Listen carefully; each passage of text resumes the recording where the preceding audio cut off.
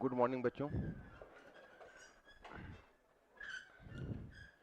कल हम लोगों ने अमेरिकी गृहयुद्ध तक तो पहले समाप्त कर दिया था, तो अब कायदे के हिसाब से फ्रांस की क्रांति की तरफ हमें बढ़ना है, लेकिन उससे पहले हम लोगों को उसका क्वेश्चन पर कुछ काम करना है। और क्वेश्चन पर सिर्फ काम करना नहीं, बल्कि आपको क्वेश्चन आंसर सिखाना भी है। वैसे तो ढेर सारे क्वेश्चंस के आंसर मैंने अपने स्टडी मटेरियल में दे दिए हैं, आपने देखा होगा, लेकिन मैं आपको थोड़ा सा लिखने का तरीका बताऊं। देखो, लिखने के तरीके में ज़्यादा तुम उसके लिए बहुत दबाव मत रखो। लिखने का एक बड़ा ही क्लासिकल मेथड है कि आप एक अच्छी शुरुआत क्वेश्चन का करो। जब क्वेश्चन की शुरुआत होती है या आपकी जो आरंभिक पंक्तियां होती है, वो आपके ज्ञान को और आपके दृष्टिकोण की अस्पष्टता की झलक दे देती है। जैसे कॉपी देखते हैं तो पता चल ही जाता है, मतलब शुरू के 2-3 लाइन पढ़ने से ही लग जाता है कि बच्चा कितने पानी में है। लेकिन यूपीएससी में बच्चे एक बात ये होती है कि तुम उसको धोखा नहीं दे सकते हो एग्जामिनर को। कारण क्या है कि सब्जेक्टिव है। ऑब्जेक्टिव में तो चलो 4 चॉइस में एक चॉइस चुनना होता है, सब्जेक्टिव है, इसमें आपको कलम से लिखना है। आप अगर राइटिंग कर रहे हो, कहीं बीच में मेजर कॉन्ट्राडिक्शन आ गया या बचकानी तरह से, जैसे कई बार तुम लोग बचकानी प्रश्न पूछते हो तो हम कई बार हार्शली तुमको दबा देते हैं। हमें बुरा लगता है कि इतना हार्शली नहीं दबाना चाहिए, इसलिए दबाते हैं कि हम डर जाते हैं कि कॉपी में इस तरह से अगर कॉन्ट्राडिक्टरी लिखेगा तो इसका अच्छा आया हुआ भी गड़बड़ हो जाएगा। क्योंकि ऐसा हो सकता है कि पता चले कि तुम्हारा ही मटेरियल पढ़ के कोई क्वालिफाई करके बैठा हुआ है और तुम वहां पर जाके उल्टा सुल्टा लिख के अपने मार्क्स को खराब करके बैठे हुए हो। तो दोनों बातें होती है। तो उसमें हम तुमसे बहुत ज्यादा नॉलेज की अपेक्षा नहीं रखते हैं, लेकिन बहुत क्लियर कट नॉलेज की अपेक्षा रखते हैं। तुम सिर्फ कॉपी को फॉलो करो, और जहां मैं ब्रैकेट में डालता हूं, 2-3 चीजों का केवल ध्यान रखना है। जैसे जो मैं ब्रैकेट में डालता हूं, तो ब्रैकेट में डली गई चीज डायरेक्ट लिखने के लिए नहीं होता है। दूसरी बात है कि जो मैं तुमको कंटेंट लिखवा रहा हूं, तो ये मतलब नहीं कि कंटेंट कॉपी पर ही चल, अब उस कंटेंट से जो तुम्हारा खुद का आइडियाज डेवलप होता है। क्योंकि अब कंटेंट तो मान लो 700 शब्द में, 500 शब्द में, 600 शब्द में लिखा हुआ है, अब उसी को तुमको 200 वर्ड्स में लिखना है, तो उसको तो अपने मुताबिक प्रिसाइज करना पड़ेगा तुमको। जैसे प्रेसी राइटिंग, अब वही होता है कि हर मुकाम पर जब लोग लिखे होते हैं यूनिवर्सिटी वगैरह में, तो हम लोग का प्रेसी राइटिंग इंग्लिश में भी था। हिंदी में तो करने का कम मौका मिला था, लेकिन इंग्लिश में चूंकि ग्रेजुएशन के लेवल पर इंग्लिश में था, तो उसमें प्रेसी राइटिंग कुछ ज्यादा करने का मौका मिला था। तो बेसिकली प्रेसी राइटिंग के कुछ एक चीज, इसलिए क्वेश्चन को बड़ा करना या छोटा करना ये बहुत बड़ी समस्या नहीं, लेकिन तब है कि अभी भी कुछ नहीं बिगड़ा है। अभी भी तुम अगर हमारे साथ काम करोगे, धीरे धीरे चीज डेवलप कर जाएगा। अब देखो, मैं एक एक प्रश्न को उठाता हूँ, फिर मैं उससे भी डालूंगा। जैसे देखो, हाँ, कलम उठा, इसका उत्तर लिखा हुआ है, तो उत्तर लिखा हुआ है तुम्हारे, तो तुम डिटेल्स में तो वहां पढ़ लोगे, यहां मैं कायदा या तरीका बताता चलूंगा। समझ रहे हो कि नहीं? हाँ, हाँ, लिखिएगा। हाँ, कि हाँ, अमेरिकी क्रांति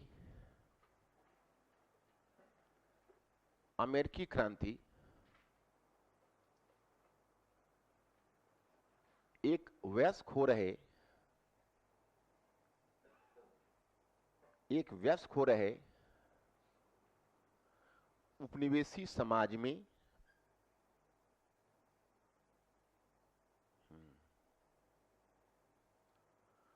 उपनिवेशी समाज में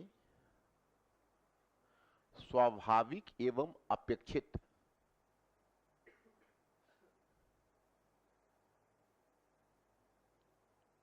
स्वाभाविक एवं अपेक्षित घटना थी। स्वाभाविक एवं अपेक्षित घटना थी। मैं यहां पर लिखिए, टिप्पणी कीजिए, टिप्पणी कीजिए।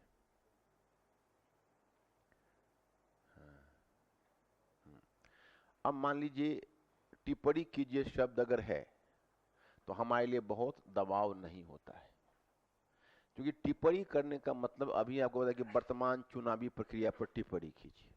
तो आपने जो अनुभव किया है, उस अनुभव के आधार आप अपना विचार देंगे, वही होगा टिप्पणी कीजिए। लेकिन आप तो जानते हो कि आप कोई हिस्टोरियन हो नहीं, रिसर्च स्कॉलर हो नहीं, तो आप जो विचार दोगे वो आपका निजी विचार तो नहीं होगा, जो स्कॉलर्स के विचार है उसी में जो ज्यादा प्रभावी विचार है उसी के साथ तुम साइड लोगे, नेचुरल है।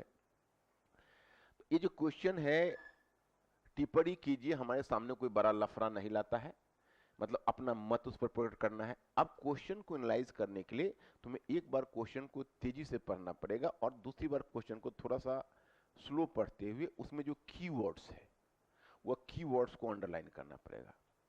तो वयस्क होते माने वयस्क हो रहे एक कीवर्ड है, मतलब ये सारे उपनिवेशों पर लागू नहीं होता, वैसे उपनिवेश पर लागू होता जो उपनिवेश वयस्क हो रहा है, माने मैच्योर हो रहा है। और फिर तुम्हारा दूसरा कीवर्ड हुआ स्वाभाविक एवं अपेक्षित, और फिर लास्ट वर्ड हुआ टिप्पणी कीजिए। जो तुम्हारा कीवर्ड्स में लास्ट में जो दिया होता है उस पर भी नजर रखना आवश्यक होता है। तो अब इतने शब्द तुम्हारे हो गए, तो मतलब तुम्हारे दिमाग में एक इमेज, क्वेश्चन आंसर करने से पहले हमारे दिमाग में एक इमेज बनना चाहिए, और इसमें धीरे धीरे गतिशीलता तुमको बढ़ानी पड़ेगी, क्योंकि परीक्षा भवन में तुम्हारे पास समय कम होगा। लेकिन अगर यहाँ पर प्रैक्टिस ज्यादा है तो परीक्षा भवन में इतना निकल कर आ जाएगा जिसमें तुम अच्छे मार्क्स को सिक्योर कर पाओगे। तो अब ये तो तय हो गया कि यह एक ऐसे उपनिवेश के बारे में पूछ रहा है जो उपनिवेश डेवलप होकर मैच्योर हो गया है, और मैच्योर, इस तरह के जो मैच्योर उपनिवेश हैं उसमें इस तरह की क्रांति स्वाभाविक और अपेक्षित है। इतना क्लियर हो गया? तो अब सवाल यह खड़ा होता है कि हमारे दिमाग में ये भी जाना चाहिए कि वे क्यों स्वाभाविक और अपेक्षित है। तो पता चलता है कि देखिए, औपनिवेशिक हित और मातृदेश के औपनिवेशिक हित और उपनिवेश के निजी हित के बीच एक बेसिक कॉन्ट्राडिक्शन होना तय है, क्योंकि उपनिवेश मातृदेश के हित के लिए अर्थ रखता है, यही उपनिवेशवाद का तकाजा है। तो मातृदेश एक्सप्लॉइट करेगा उपनिवेश को, तो मातृदेश अगर उपनिवेश को एक्सप्लॉइट करेगा तो उपनिवेश में दर्द होगा, वो तो नेचुरल है। और इन द मीन टाइम मातृदेश की चिंता यह होगी कि वह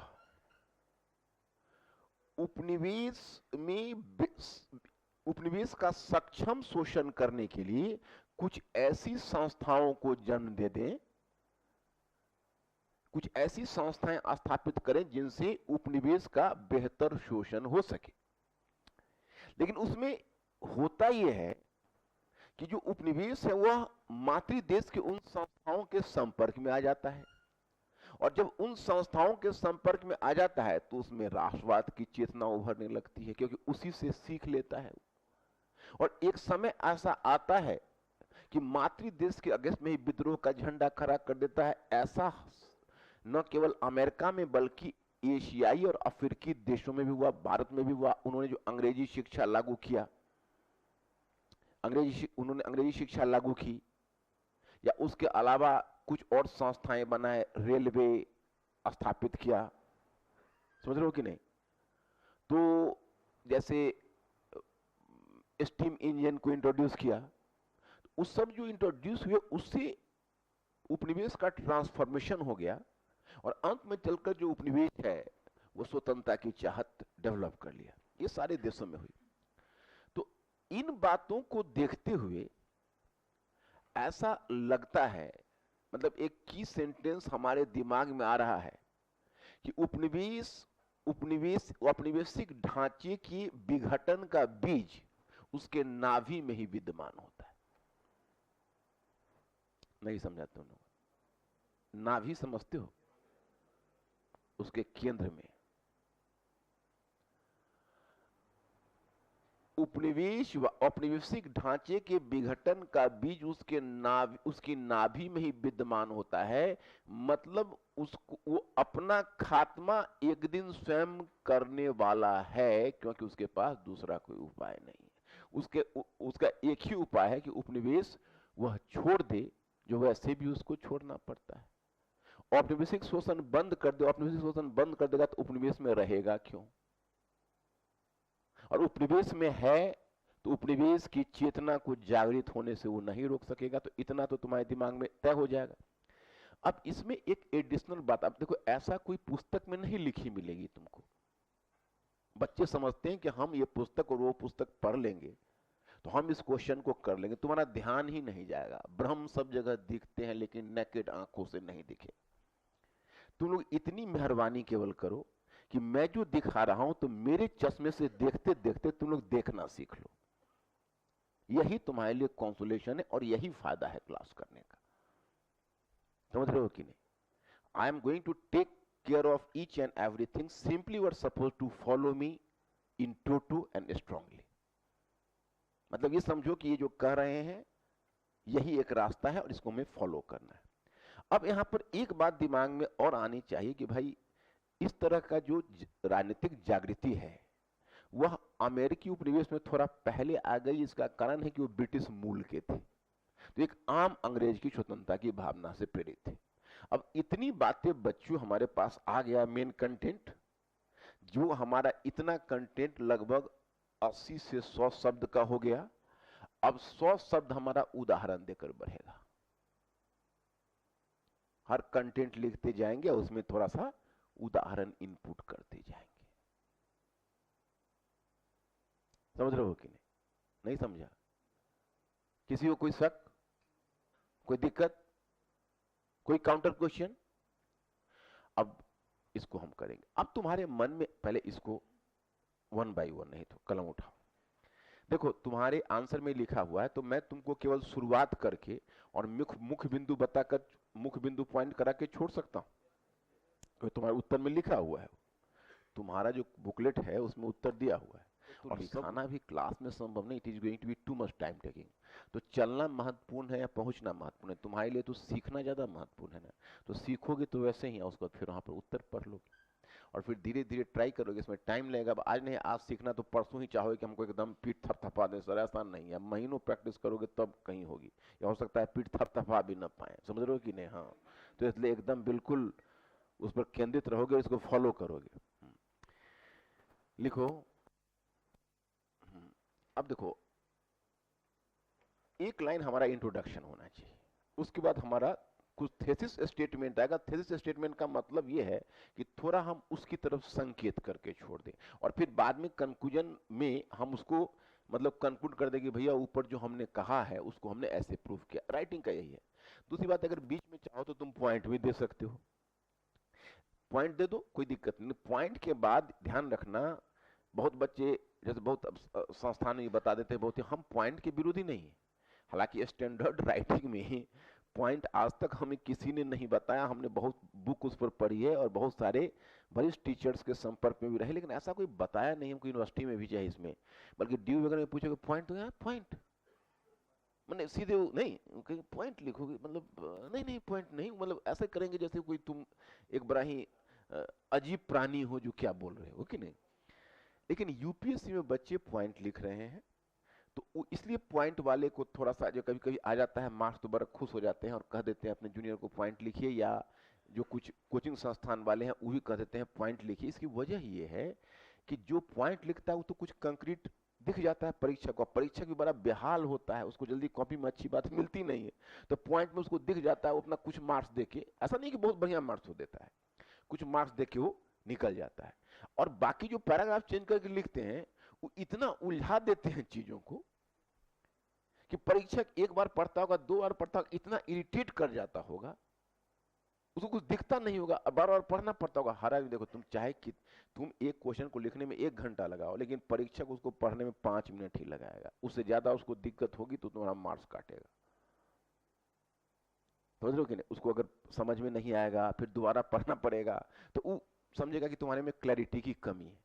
तो अगर तुम्हारी क्लैरिटी होगी, तुम पैराग्राफ चेंज करके लिख रहे हो, तुम डायग्राम भी बना सकते हो। लेकिन सवाल यह है कि 19 क्वेश्चन है, सब में तो नहीं कर पाओगे ना। कुछ क्वेश्चंस में तुम थोड़ा डायग्रामेटिक रिप्रेजेंटेशन दे दो, मतलब जैसा जो क्वेश्चन है उसको उसके मुताबिक डील करते हैं और कोई हार्ड एंड फास्ट रूल लेके नहीं चलते हैं। तुम जब सफल हो जाओगे तो तुम ही से पूछेंगे बॉस कैसे किया, और तब तुम बैठ के कुछ डिक्टेट कर रहे हो और तुम्हारे पीछे फॉलोअर्स की एक जमात खड़ी हो जाए। तुम कहोगे कि मैं सिर नीचे करके और पैर उल्टा करके पढ़ता था, तो देखोगे आगे से फ्लैट में कुछ बच्चे सिर नीचे और पैर उल्टा करके पढ़ रहे हैं, लेकिन उल्टा उनको गर्दन में मोच पड़ जाएगी और फायदा कुछ नहीं होगा। तो यही होता है कि इसमें होता है nothing succeeds like success, nothing fails like failure. लेकिन क्लासिकल मेथड ये है कि भाई हमसे वो क्वेश्चन पूछा है, हमको ईमानदारी से और तर्कयुक्त उसको जवाब देना है। अगर हम दे दिए तो हम चाहे पॉइंट बना के लिखे, पैराग्राफ चेंज करके लिखे, हमारी राइटिंग में क्लैरिटी होनी चाहिए। पॉइंट्स बना के हम लिखते हैं तो हम उस पॉइंट्स का एनालिसिस के कॉस्ट पर नहीं करेंगे। ऐसा नहीं कि हम इन्फॉर्मेशन देंगे। अब जैसे कई बच्चे हमको आंसर पेश करते हैं तो उस सेंटेंस भी पूरा नहीं करते हैं, जैसे हम उनको पॉइंट लिखवा देते हैं समय बचाने के लिए, तो वो परीक्षा के सामने भी अपना समय बचाने लगते हैं। ऐसा नहीं, वहां पर आधा सेंटेंस नहीं दोगे, वहां पर आप जब भी दोगे भले ही पॉइंट बना लो, इनकम्प्लीट सेंटेंस दोगे। तो मैंने कहा कि पहला आप एक लाइन शुरू करोगे इंट्रोडक्शन का। तो इंट्रोडक्शन का लाइन कैसा होता है मैं आपको बताता हूं। इंट्रोडक्शन का लाइन का मतलब ये नहीं कहीं से एक लाइन उठा लिया और हाँ, जैसे अब अमेरिकी क्रांति पढ़े तो अमेरिकी क्रांति विश्व इतिहास की एक महान घटना थी, ठीक है, नेचुरल है। तुम अगर दो कि अमेरिकी क्रांति विश्व इतिहास में एक विभाजक रेखा बनकर आई,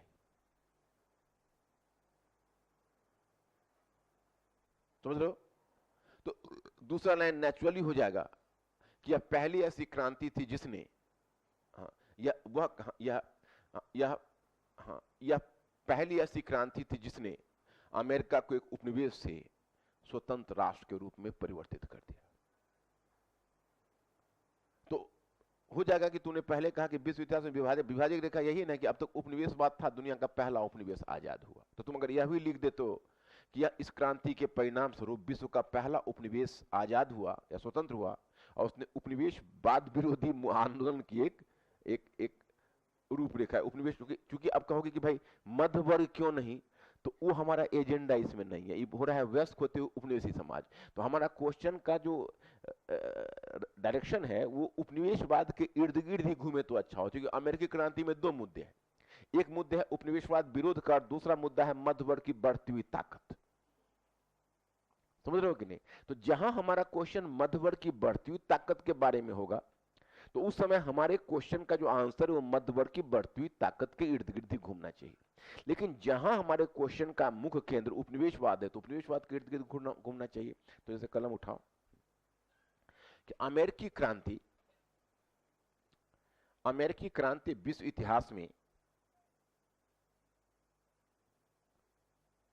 इतिहास में एक विभाजक रेखा बनकर आती है,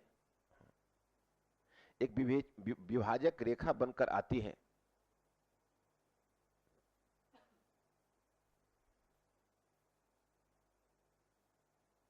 इस क्रांति के पश्चात विश्व का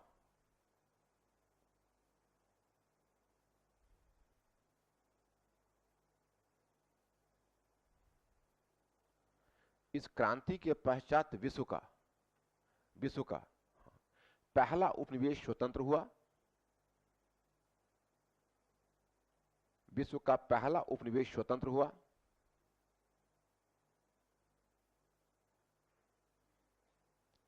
तथा इसने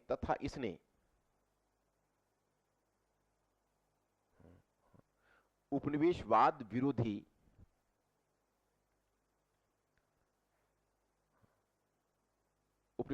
विरोधी आंदोलन की एक मिसाल कायम कर दी।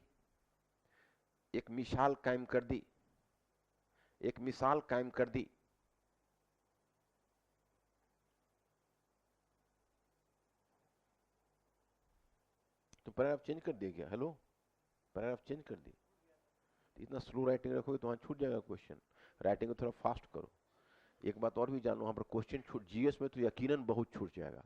ऑप्शनल में भी कुछ छूट सकता है, लेकिन ऑप्शनल में फिर भी तुमको 3300 शब्द लिखना है, 3300 शब्द। जीएस में 4000 शब्द लिखना है। तो जीएस में छूटने की संभावना ज्यादा है, परंतु ऑप्शनल में भी छूटेगा। सभी लोग अपनी अपनी राइटिंग को थोड़ा फास्ट करो, लेकिन फास्ट करने के दरमियान इस बात का ध्यान रखें कि लैंग्वेज इनएलिजिबल नहीं हो, मतलब अस्पष्टता लैंग्वेज में नहीं, मतलब लैंग्वेज पर ही जा सके, ऐसा रहे, है ना। तो मतलब यह है कि अब एक लाइन में शुरू किया, 2 लाइन दिया, एक क्वेश्चन टू क्वेश्चन वेरी करेगा, और इतनी आजादी भी होना चाहिए लेखक के पास। क्योंकि परीक्षा में देखो क्या मूड रहता है, या तुम क्वेश्चन लिखते हो क्या मूड रहता है, उसमें कोई कहे कि एक लाइन में इंट्रोडक्शन लिखी, लेकिन एक लाइन में इंट्रोडक्शन लिखने से बात आगे नहीं बढ़ पाई, तो बात तो आगे बढ़ानी पड़ेगी हमें। और की बात बढ़ाने के लिए पहले अगर लिख देते कि अमेरिकी क्रांति विश्व इतिहास में विभाजक रेखा बनकर रहेगा, ऐसा न लिखते और फिर सीधा लिख देते कि इस क्रांति के परिणाम स्वरूप दुनिया का पहला उपनिवेश स्वतंत्र हुआ, तो थोड़ा कुछ अनकहा सा लगता। समझ रहे हो कि नहीं? तो एक लाइन, तुम लोग मेरी बात को समझ रहे हो कि नहीं समझो? तो पहला लाइन अगर हम चाहते तो छोड़ देते उसको, लेकिन जो दूसरा लाइन है वो दूसरा लाइन का फिर मतलब उतना बढ़िया इफेक्ट नहीं पड़ पाता। समझ रहे हो कि नहीं? तो राइटिंग जो होती है एक आर्किटेक्चर की तरह होती है। हो सकता है किसी क्वेश्चन में हमारा एक लाइन में निपट जाए, किसी क्वेश्चन में हमें 2 लाइन का इंट्रोडक्शन देना पड़े। दूसरी बात है कि हमारा बाद का पार्ट भी तो दिमाग में है। अगर मान लो कोई क्वेश्चन ऐसा हो जिसमें आगे हमारा बहुत सारा तथ्य जाना है, तो हमको समय और वर्डिंग को बचा कर रखना है। जब हम देख रहे हैं कि यहाँ पर हमारा ज्यादा शब्द आगे नहीं लेगा, तो थोड़ा हम पीछे का सेंटेंस ज्यादा ले सकते हैं। This is the quite personal thing, इसमें कोई इंटरवेंशन नहीं होना चाहिए, तुम लोग को पूरी आजादी है उसको डिसाइड करने की। हो गया? इतना तुमने लिख दिया। अब इसी में लिखो कि अगर हम गहराई से परीक्षण करते हैं, अगर हम गहराई से परीक्षण करते हैं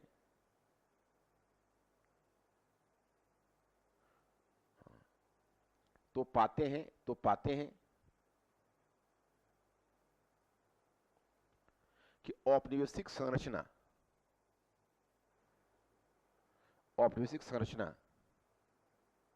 एक आंतरिक विरोधाभास से ग्रस्त होता है,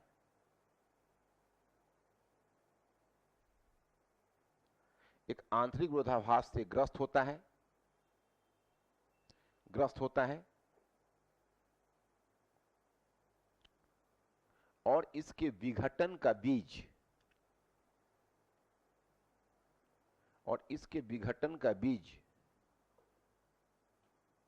इसकी नाभि में ही, अब नाभि शब्द अगर नहीं समझ में आए तो कोई दूसरा शब्द इसमें डाल दे सकते हो। इसके विघटन का बीज क्या? तुम्हारे पास तो कुछ एक्स्ट्रा शब्द रहते हैं, कुछ हेल्प करोगे? नाभि को क्या लिखोगे? हाँ, इसके केंद्र में भी चलेगा, तो ब्रैकेट में केंद्र दे दो ताकि तुम लोगों को नाभि नहीं दिखेगी तो केंद्र ही देख लो, है ना? केंद्र में ही विद्यमान होता है। हाँ। अब इस लाइन को तुम कलम से अंडरलाइन कर दो। ये लाइन अगर परीक्षक देखेगा तो जरूर मुस्कुरा पड़ेगा कि ये आईएएस लायक बच्चा है, पकड़ लिया मेन चीज, क्वेश्चन के केंद्र को ही तुमने पकड़ लिया। अब क्या है, अब अगर तुम केवल उदाहरण देके निकल गए ना तो उसको मार्क्स देना ही देना है, वो रोक नहीं पाएगा अपने आप को, क्योंकि तुम्हारी पूरी अंडरस्टैंडिंग व्यक्त हो गई इसमें। समझ रहे हो? वहां रेड पेन से नहीं लगा देना।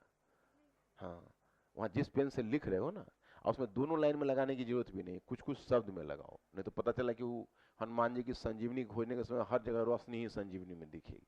पता चला कि पूरा 200 शब्द का 100 शब्द को अंडरलाइन किया हुआ है, तो ऐसा भी नहीं होना चाहिए, है ना? कुछ कुछ खास शब्द में तुम लगाओ। अब यहाँ पर इतना मैंने कर दिया, बाकी तो उस समय लिखा हुआ। अब तुमको क्या क्या मुद्दा उठाना है वो मतलब पॉइंट फर्स्ट लिखो। पॉइंट फर्स्ट लिखोगे कि औपनिवेशिक ढांचे के अंतर्गत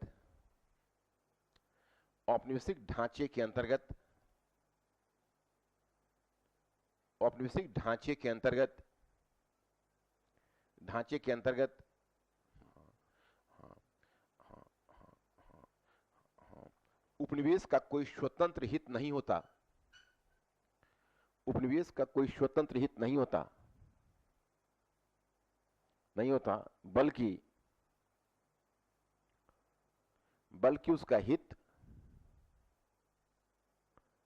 बल्कि उसका हित मातृदेश के हित के अधीन होता है। बल्कि उसका हित मातृदेश के हित के अधीन होता है।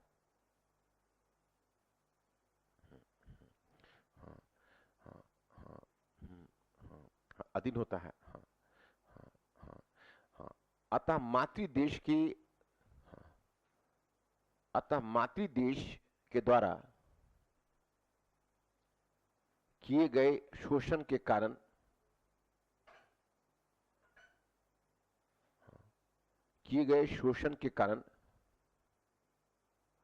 उपनिवेश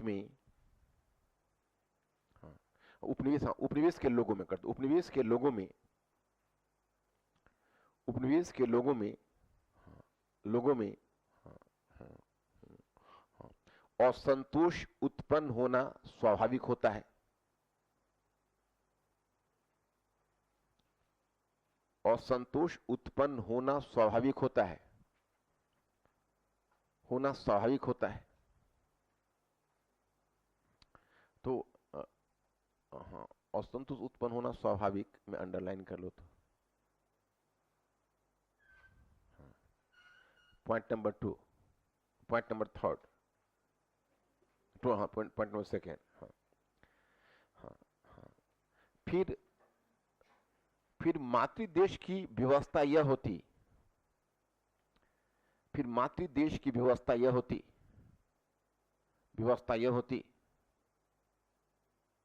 यह होती कि मातृदेश की व्यवस्था यह होती, हाँ, हाँ, हाँ, हाँ, यह होती, हाँ, हाँ, हाँ, हाँ, यह होती कि हाँ, हाँ, कि उपनिवेश, हाँ, हाँ, उपनिवेश का सक्षम दोहन हो सके,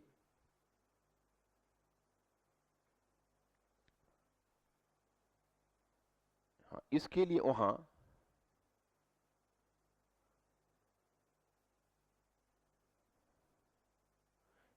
कुछ महत्वपूर्ण संस्थाओं को स्थापित किया जाना, महत्वपूर्ण संस्थाओं को स्थापित किया जाना।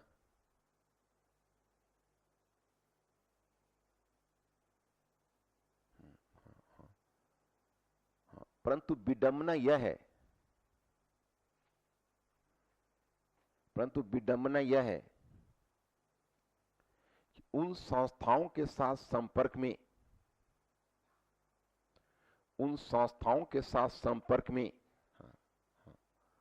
उन संस्थाओं के साथ संपर्क से उपनिवेश में जागृति आ जाती, उपनिवेश में राजनीतिक जागृति आने लगती, राजनीतिक जागृति आने लगती, उपनिवेश में राजनीतिक जागृति आने लगती है। थोड़ा कलम से हाईलाइट करो तो।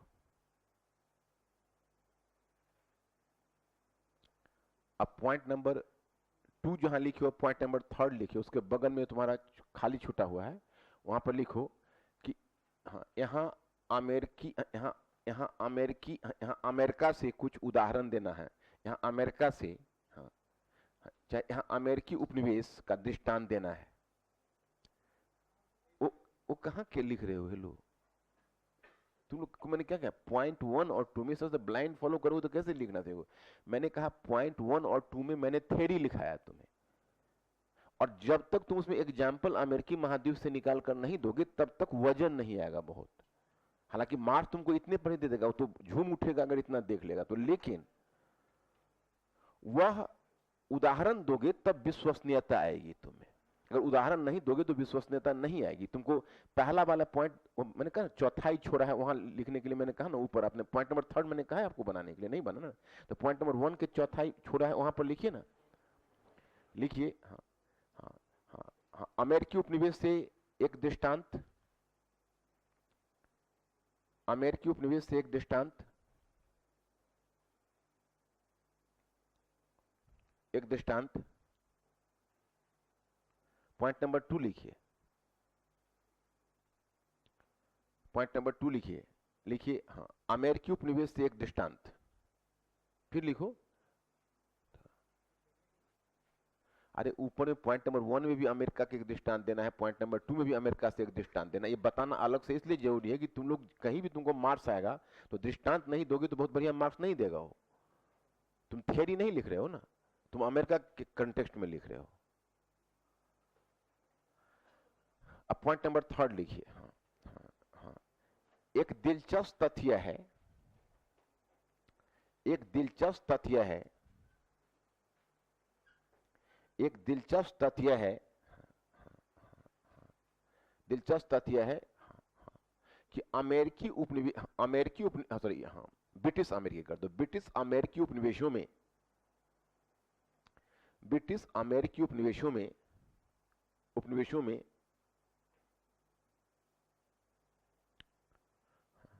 यह जागृति,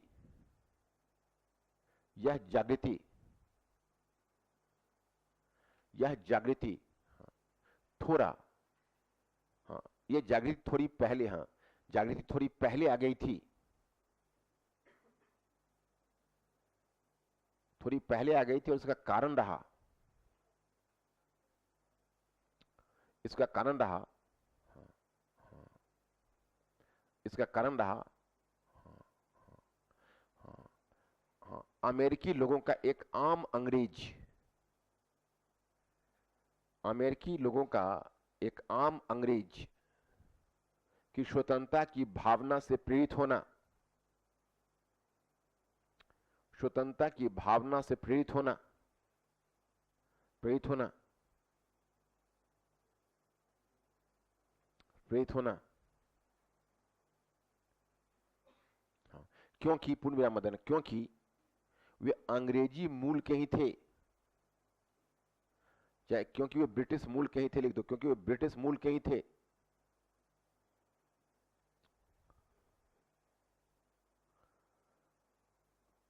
अब तुम लोगों को करना यह है कि जैसे क्वेश्चन बैंक है,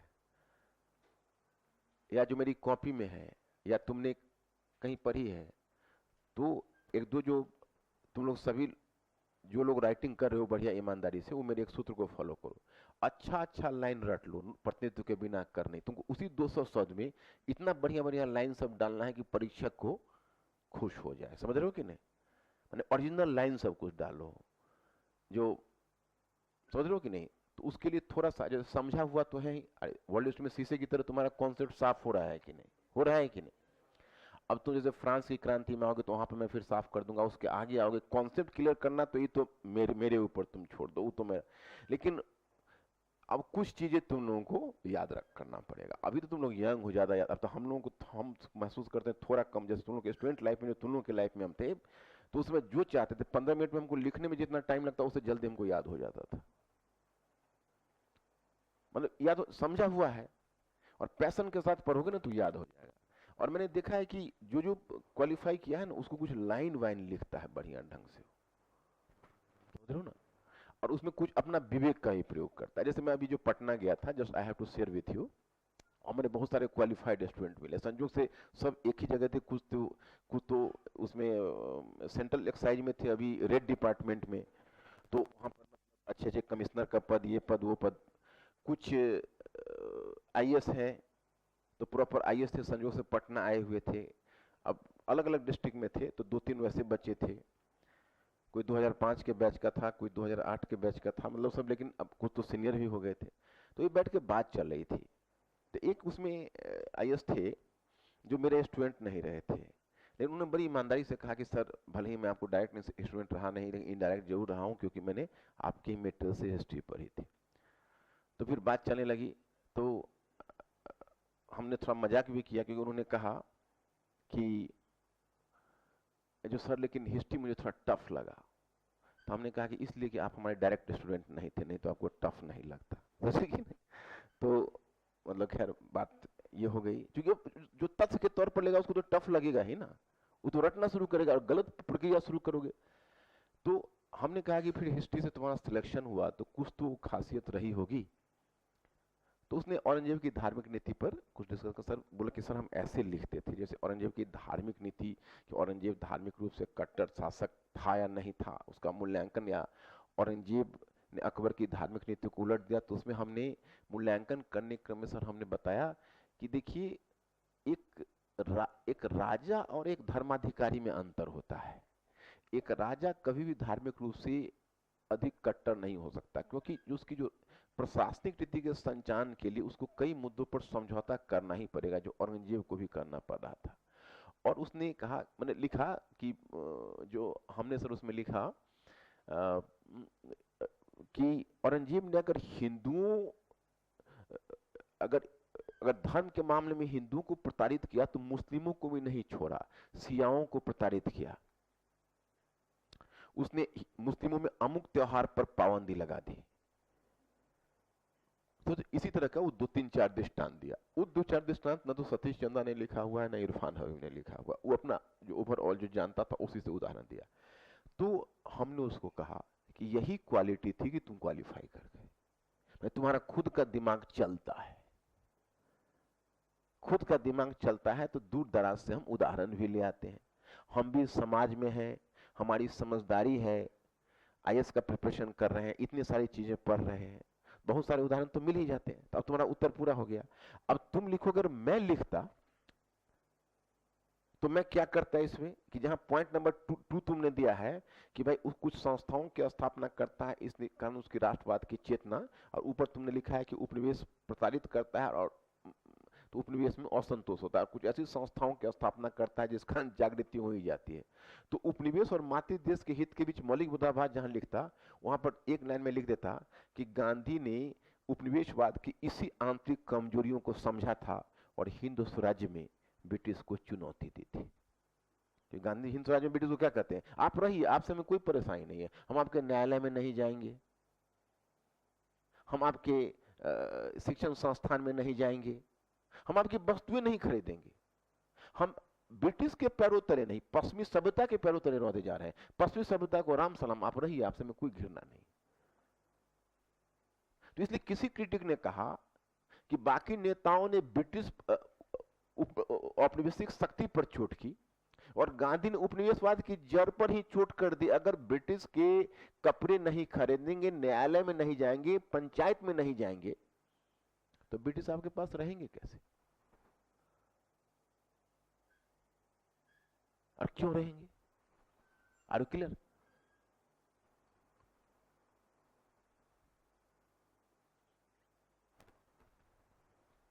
ओके, तो वहां पर एक लाइन ये हिंद स्वराज का दृष्टांत दे दे, तो बाकी बच्चों से हमारा आंसर समझ रहे हो? परीक्षा के लिए आई क्या चीज, अरे वाह क्या इंडिया से और एकदम वर्ल्ड और उपनिवेशवादी क्या समझ है, इसको आईएएस नहीं बनाएंगे तो किसको बनाएंगे फिर? तो जो राइटिंग होती है वो बड़ा ही क्रिएटिव प्रक्रिया होती है, इसीलिए तुम्हारे हम मेंटल ऑराइजन को पहले एक्सपैंड करने पर भरोसा करते हैं कि तुम अगर लिखना सीख गए और सोचना सीख गए तो तुम्हारा सिलेक्शन कोई नहीं रोक सकता। अब देखो, इसी में तुम मेंटली अलर्ट हो कि नहीं? अब इसी में तुम कहोगे कि अगर वो नीचे वाली अंदर वाली शब्दावली बदल देंगे, एक अगर शब्दावली बदल देंगे तो पूरा का पूरा फिर ढांचा में पूरा का पूरा थोड़ा सा ढांचा में बदलाव लाना पड़ सकता है। लेकिन कोई बच्चा कहे कि शब्दावली कैसे बदलेंगे, तो वो डिपेंड करता है, जो क्वेश्चन सेटर है वो आर्बिट्रेरली शब्दावली नहीं डालता है, वो पहले रेंज देख लेता है कि क्वेश्चन उधर जा सकता है कि नहीं। समझ रहे हो कि नहीं? जैसे मैं एक उदाहरण दूंगा, अगर कई बार अगर धोखे से उसने अगर ऐसा कर भी दिया तो हम उसको गंभीरता से नहीं लेंगे, तो लोग मेंटली अलर्ट हो कि नहीं? जैसे मॉडर्न हिस्ट्री में एक बार 2001 में क्वेश्चन पूछा था कि ब्रिटिश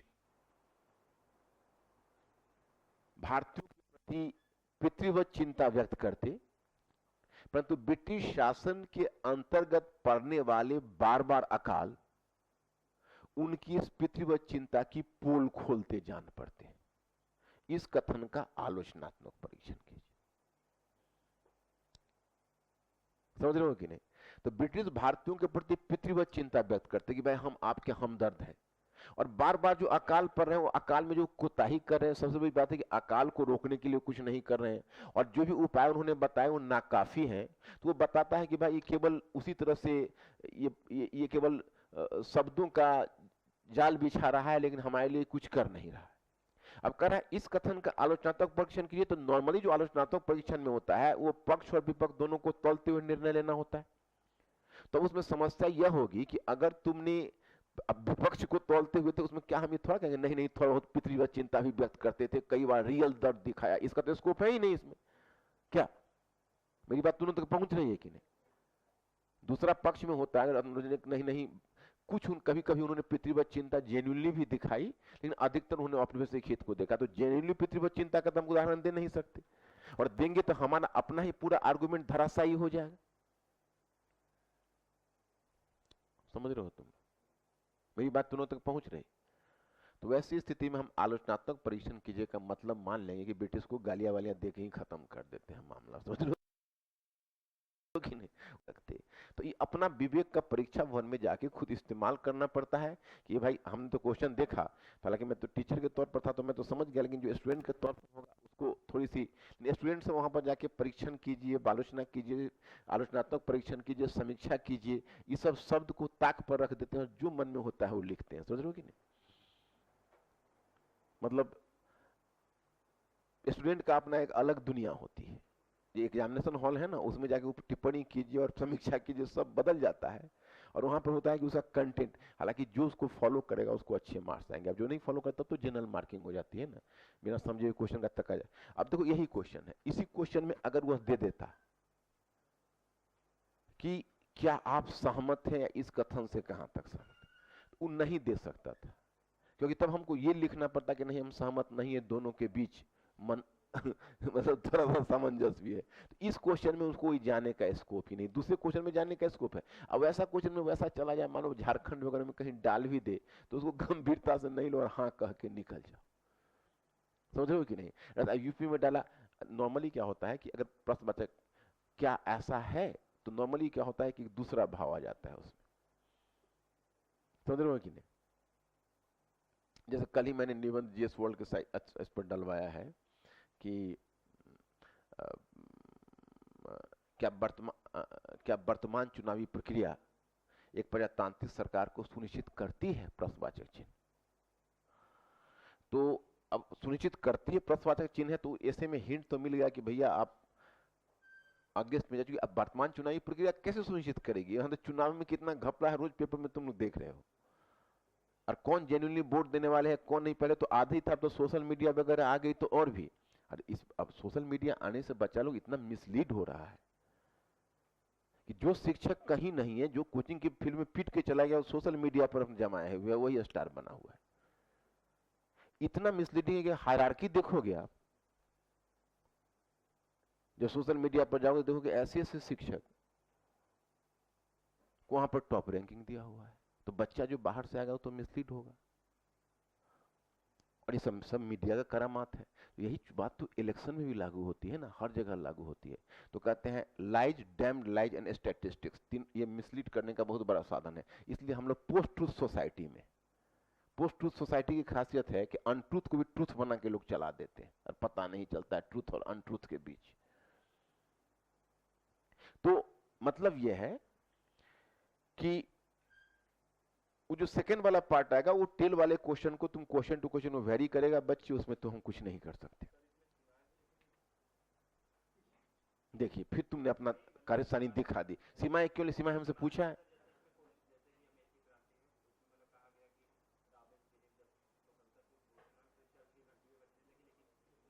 नहीं नहीं सुनो सुनो रुको रुको, तुमको पहले तुम ऑपरेशन थिएटर में मेरे साथ चलो, तो तुमको एक माइनर ऑपरेशन करना है। तुम एक बात बताओ, तुमने मेंटल ये भी क्वेश्चन इसका भी हो सकता है तुम में से कुछ लोग, ये तो कम से कम इसको हिम्मत है कि इस सिंड्रोम से सफर करता है तो बोल जाता है कि थोड़ा तुम ऑपरेशन करके ठीक करते रहते हैं। हो सकता है कि तुम में से कुछ लोग और भी इस सिंड्रोम से सफर कर रहे हो, पब्लिकली नहीं बोल पा रहे हो।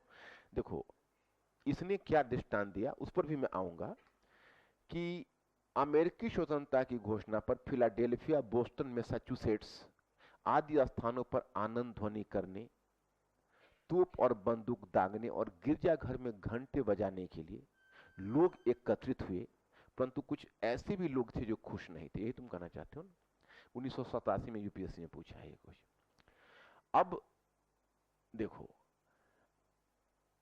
हमारे तुनीर में हर तरह के तीर है, लेकिन शिकार हमारे सामने पड़ा हुआ है, उसी के आधार पर हो सकता है कभी गलत तीर निकल जाए तो देखो और शिकार को देखो, फिर उस तीर को अंदर डाल दो। ज्ञान बघाड़ने की कोशिश मत करो, नहीं तो फिर वहां पर तुम्हारा गलत हो जाएगा। तुम अपने ज्ञान को क्वेश्चन में फिट करो। अब मान लो कोई दर्जी कहेगा किसी को कि भाई आपका साइज हम नहीं दे पा रहे हैं, थोड़ा पतले हुई स्लिम हुई तब आके कपड़े सिलाने आइएगा, तो अभी तो बड़ा मुश्किल है ना। अब दर्जी का प्रवाह है कि भाई हमारा शरीर ही अगर बेढब है तो उसी के मुताबिक कपड़े का साइज दो यार, 3 मीटर के बदले 3.5 मीटर लो जगह, है कि नहीं? लेकिन हम अब कैसे करेंगे अपने शरीर को, अब करने चले तो उसमें बहुत टाइम लगेगा, और खासकर लंबाई और छोटाई में तो कुछ हो भी नहीं सकता, मोटाई में हो सकता है। तो उसी प्रकार से ऐसा नहीं कि ऑल फॉर फिट साइज मत करो, even in answer you cannot take the all for fit size, जो क्वेश्चन का हमारा डिमांड है वो क्वेश्चन फिर अलग टाइप का होगा। इसमें तो पूछ रहा है टिप्पणी करने स्वाभाविक घटना थी, तो इसमें तो हमको निगेटिव में जाना ही नहीं, ना क्वेश्चन का डिमांड है ना हमारे पास स्पेस है, हमारा आंसर सेटल हो चुका है। अब इसमें कोई छेड़छाड़ करने का मतलब है सब सीमा का उल्लंघन, अपने आप में कॉन्ट्रडिक्शन पैदा करना। हमारा बहुत बढ़िया आंसर लिखा जा चुका है, अब इसमें कोई छेड़छाड़ नहीं कर। अब दूसरा क्वेश्चन रखो तो इसी से मिलता जुलता है, ये सब आंसर लिखा हुआ है उसमें तो कोई दिक्कत नहीं। अमेरिकी लोग क्रुद्ध थे, अमेरिकी लोग क्रुद्ध थे और ब्रिटिश दुख पाने के लिए आतुर थे।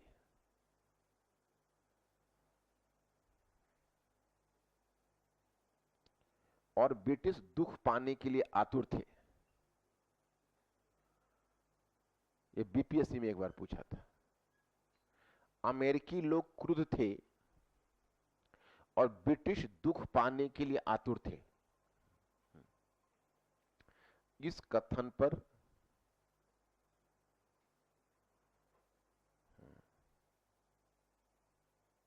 इस कथन का परीक्षण कीजिए।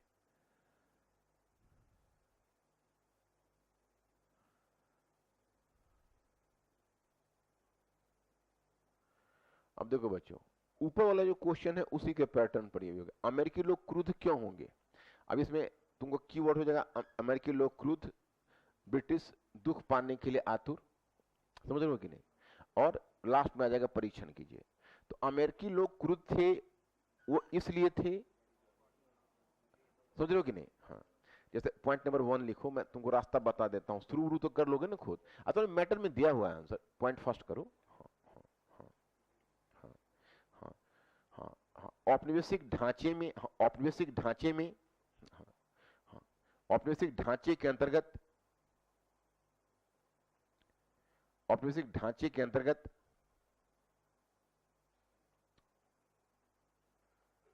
औपनिवेशिक ढांचे के अंतर्गत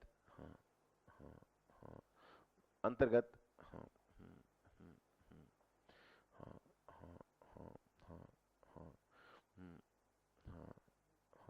उपनिवेश का हित,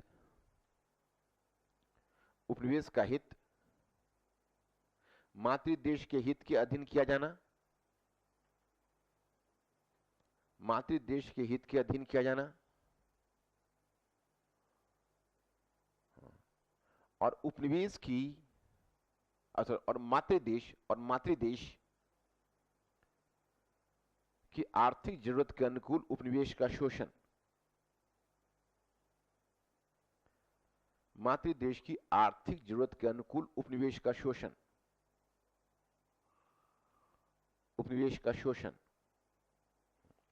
हमने ब्रेक देकर लिखिए उदाहरण, डैश देकर लिखिए अमेरिकी अर्थव्यवस्था पर ब्रिटिश नियंत्रण,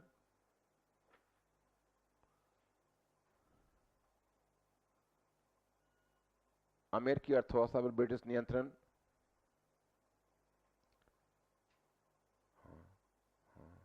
नियंत्रण तथा अमेरिकी पूंजीवाद का ब्रिटिश, अमेरिकी पूंजीवाद का ब्रिटिश उपनिवेशवाद से टकराहट, अमेरिकी पूंजीवाद का ब्रिटिश उपनिवेशवाद से टकराहट, ब्रिटिश उपनिवेशवाद से, हाँ मतलब ब्रिटिश वाणिज्यवाद कर दो, ब्रिटिश वाणिज्यवाद तो समझ रहे हो ना। हाँ, तो पूंजीवाद वाणिज्यवाद से टकराएगा क्या। अमेरिकी पूंजीवाद है, वो अमेरिकी आकांक्षा में सोचेगा क्या, पूंजीवाद तो स्वहित से परिचालित होता है, और ब्रिटिश के लिए वाणिज्यवाद है, तो ब्रिटिश वाणिज्यवाद क्या कहेगा कि भाई तुम्हारी अर्थव्यवस्था हमारे अधीन है। अमेरिकी पूंजीवाद कहेगा कि भाई अगर तुम हमारी अर्थव्यवस्था पर से अपना दबाव कम नहीं करोगे तो हमारी प्रगति तो होगी नहीं, तो घोड़ा और घास में अधिक समय तक दोस्ती नहीं रह पाएगा क्या। तो अमेरिकी लोग क्यों क्रुद्ध होंगे, समझ आ गया। पॉइंट नंबर 2, ब्रिटिश लोग दुख पाने का आतुर, ब्रिटिश लोग दुख पाने के लिए आतुर, दुख पाने के लिए आतुर,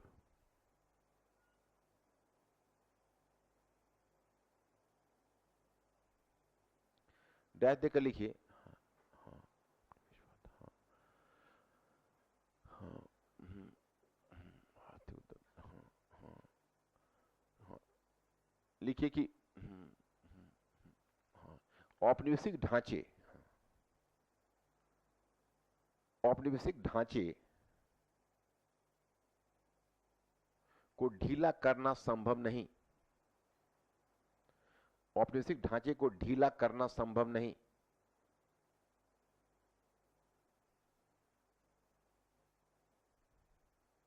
अन्यथा मातृ देश का लाभ उपनिवेश से समाप्त हो जाएगा,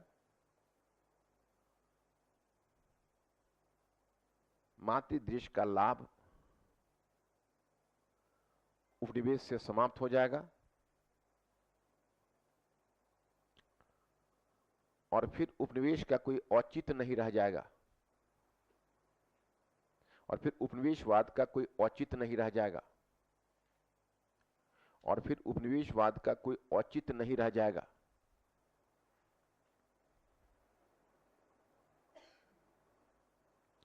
औचित्य नहीं रह जाएगा। अब बोलो, अब समझ में आ गया तुम लोग को? कितने लोग समझ गए? बाकी लोग नहीं समझ रहे हो या लिखने का समझे इस बात को? समझ गए? क्या समझे?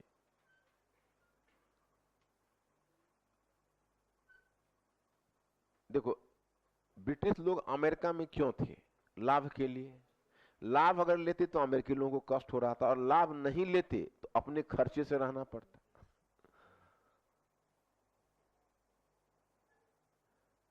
अगर वो लाभ लेते तो अमेरिकी लोगों को कष्ट होता, और लाभ नहीं लेते तो अपने खर्चे से रहना पड़ता। क्या करते हो? सोचो। अब नेक्स्ट प्रश्न लिखिए। लिखिए, अमेरिकी स्वतंत्रता की उद्घोषणा पर, अमेरिकी स्वतंत्रता की उद्घोषणा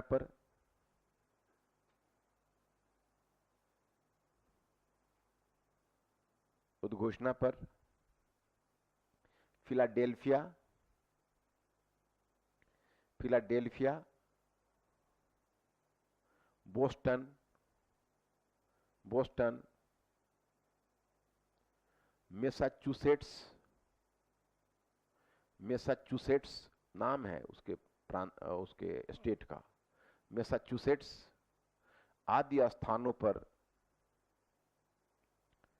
आदि स्थानों पर आनंद ध्वनि करने, आदि स्थानों पर आनंद ध्वनि करने, कौमा, तोप और बंदूक दागने, तोप और बंदूक दागने,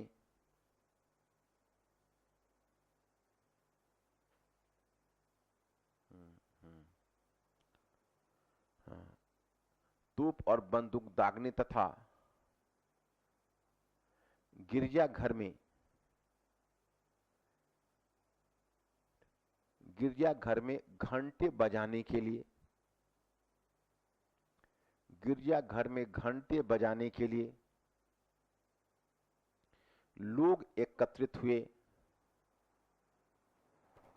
लोग एकत्रित हुए, परंतु कुछ ऐसे लोग भी थे जो खुश नहीं थे।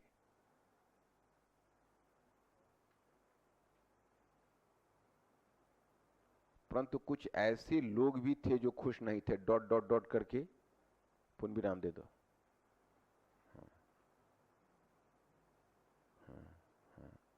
देखिए, इस कथन का परीक्षण कीजिए।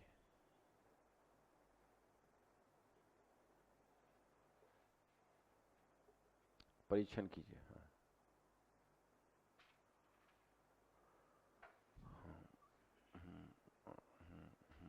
क्रांति, क्रांति।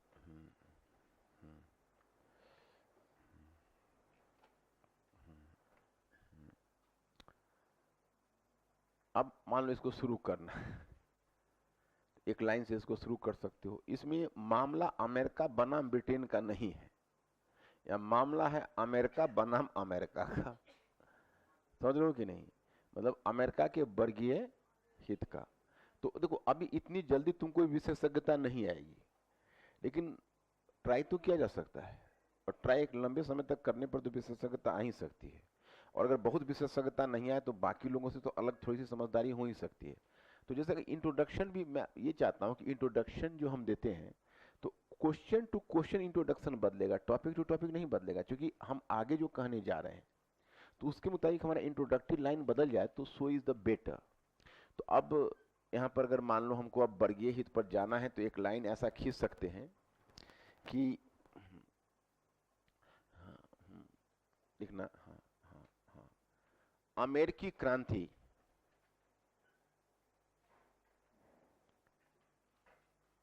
अमेरिकी क्रांति,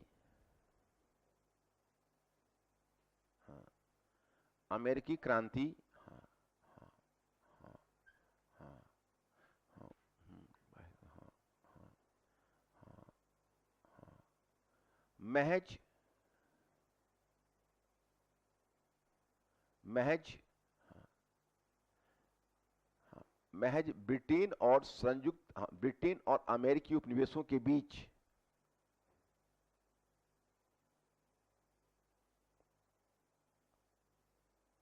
ब्रिटेन और उपनिवेशों के बीच बाह्य संघर्ष का परिणाम नहीं,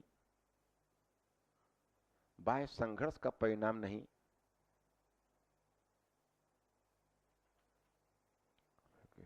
हाँ हाँ हाँ, बल्कि बल्कि हाँ, उपनिवेश के अंदर, उपनिवेश के अंदर विभिन्न वर्गों के हितों के बीच, विभिन्न वर्गों के हितों के बीच आंतरिक संघर्ष का भी परिणाम था, के बीच आंतरिक संघर्ष का भी परिणाम था।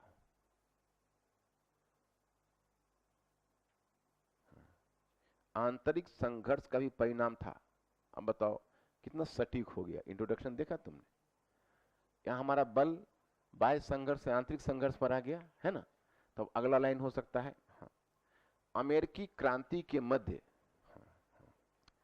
अमेरिकी क्रांति के मध्य, हाँ हाँ हाँ हाँ हाँ हाँ हाँ, कुछ लोग, कुछ लोग, हाँ, कुछ लोग खुश और उत्साहित थे, कुछ लोग खुश और उत्साहित थे, उत्साहित थे, वहीं कुछ अन्य लोग, वहीं कुछ अन्य लोग असंतुष्ट और निराश,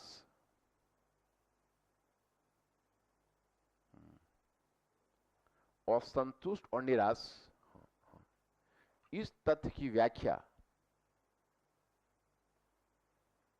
इस तथ्य की व्याख्या,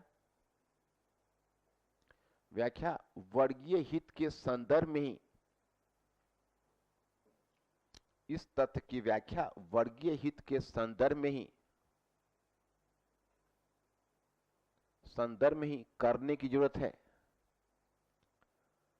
वर्गीय हित के संदर्भ में ही करने की जरूरत है। अब इस तथ्य की व्याख्या वर्गीय हित के संदर्भ में करने की जरूरत, इस लाइन को कलम से हाईलाइट कर लो तो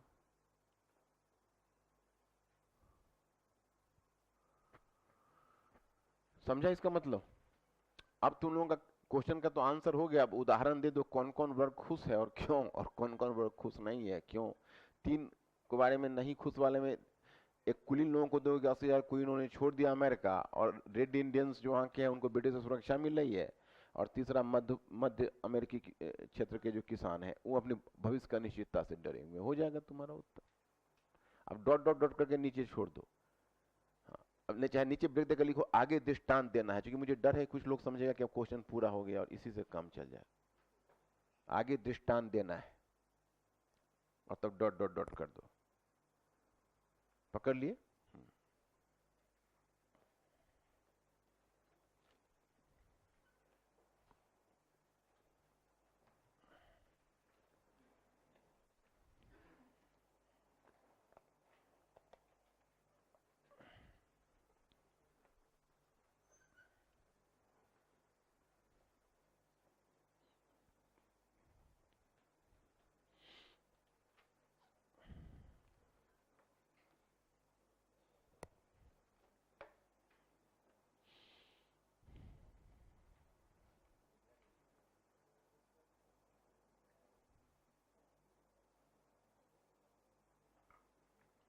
एक प्रश्न लिखिए तो,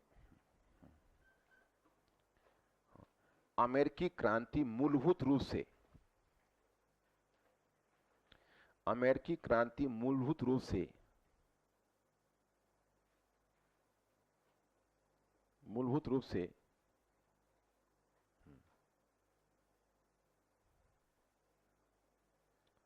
अमेरिकी पूंजीवाद और ब्रिटिश वणिकवाद,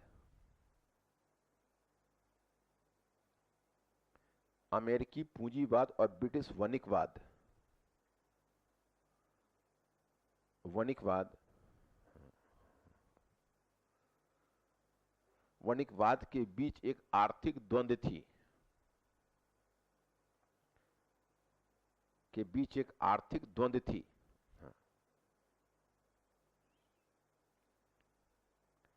लिखो समालोचनात्मक परीक्षण कीजिए, समालोचनात्मक परीक्षण कीजिए, और ब्रैकेट में लिखिए 150 वर्ड्स, और फिर लिखिए यूपीएससी ऑप्शनल 2012, यूपीएससी ऑप्शनल 2012।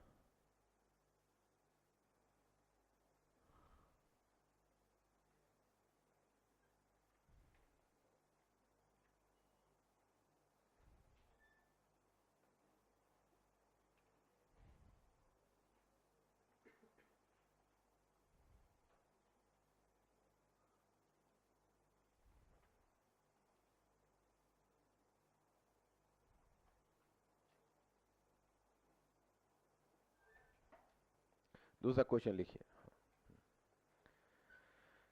अमेरिकी क्रांति वणिकवाद के विरुद्ध, अमेरिकी क्रांति वणिकवाद के विरुद्ध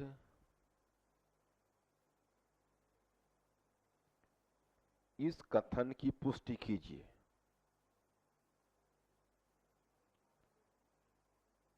सॉरी, अमेरिकी क्रांति वणिकवाद को एक आर्थिक विद्रोह था, फिर उसको ठीक कर लो। अमेरिकी क्रांति वणिकवाद के विरुद्ध एक आर्थिक विद्रोह था, आर्थिक विद्रोह था, आर्थिक विद्रोह था। इस कथन की पुष्टि कीजिए,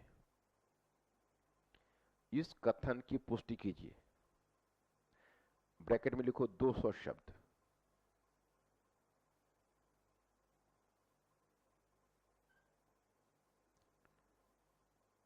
अब लिखिए यूपीएससी, यूपीएससी जीएस 2013। अब देखो 2012 में ऑप्शनल में पूछा है और 2013 में जीएस में पूछा है ना, क्लियर हुआ? अब हम बताते हैं, अब इसका सोर्स क्या है ये बताते हैं। सोर्स है a history of the modern world and outline, Ranjan Chakravarti की बुक। ये बुक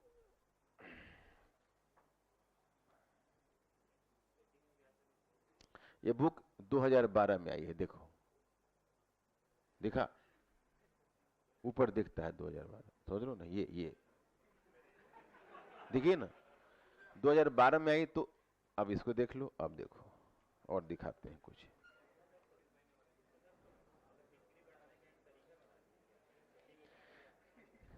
नहीं, ये इनका कुछ पहुंच होगी, तो कलम लाओ तो दूसरा कलम रेड में पहले ही लगा हुआ है, पता नहीं चलेगा। ब्लैक है?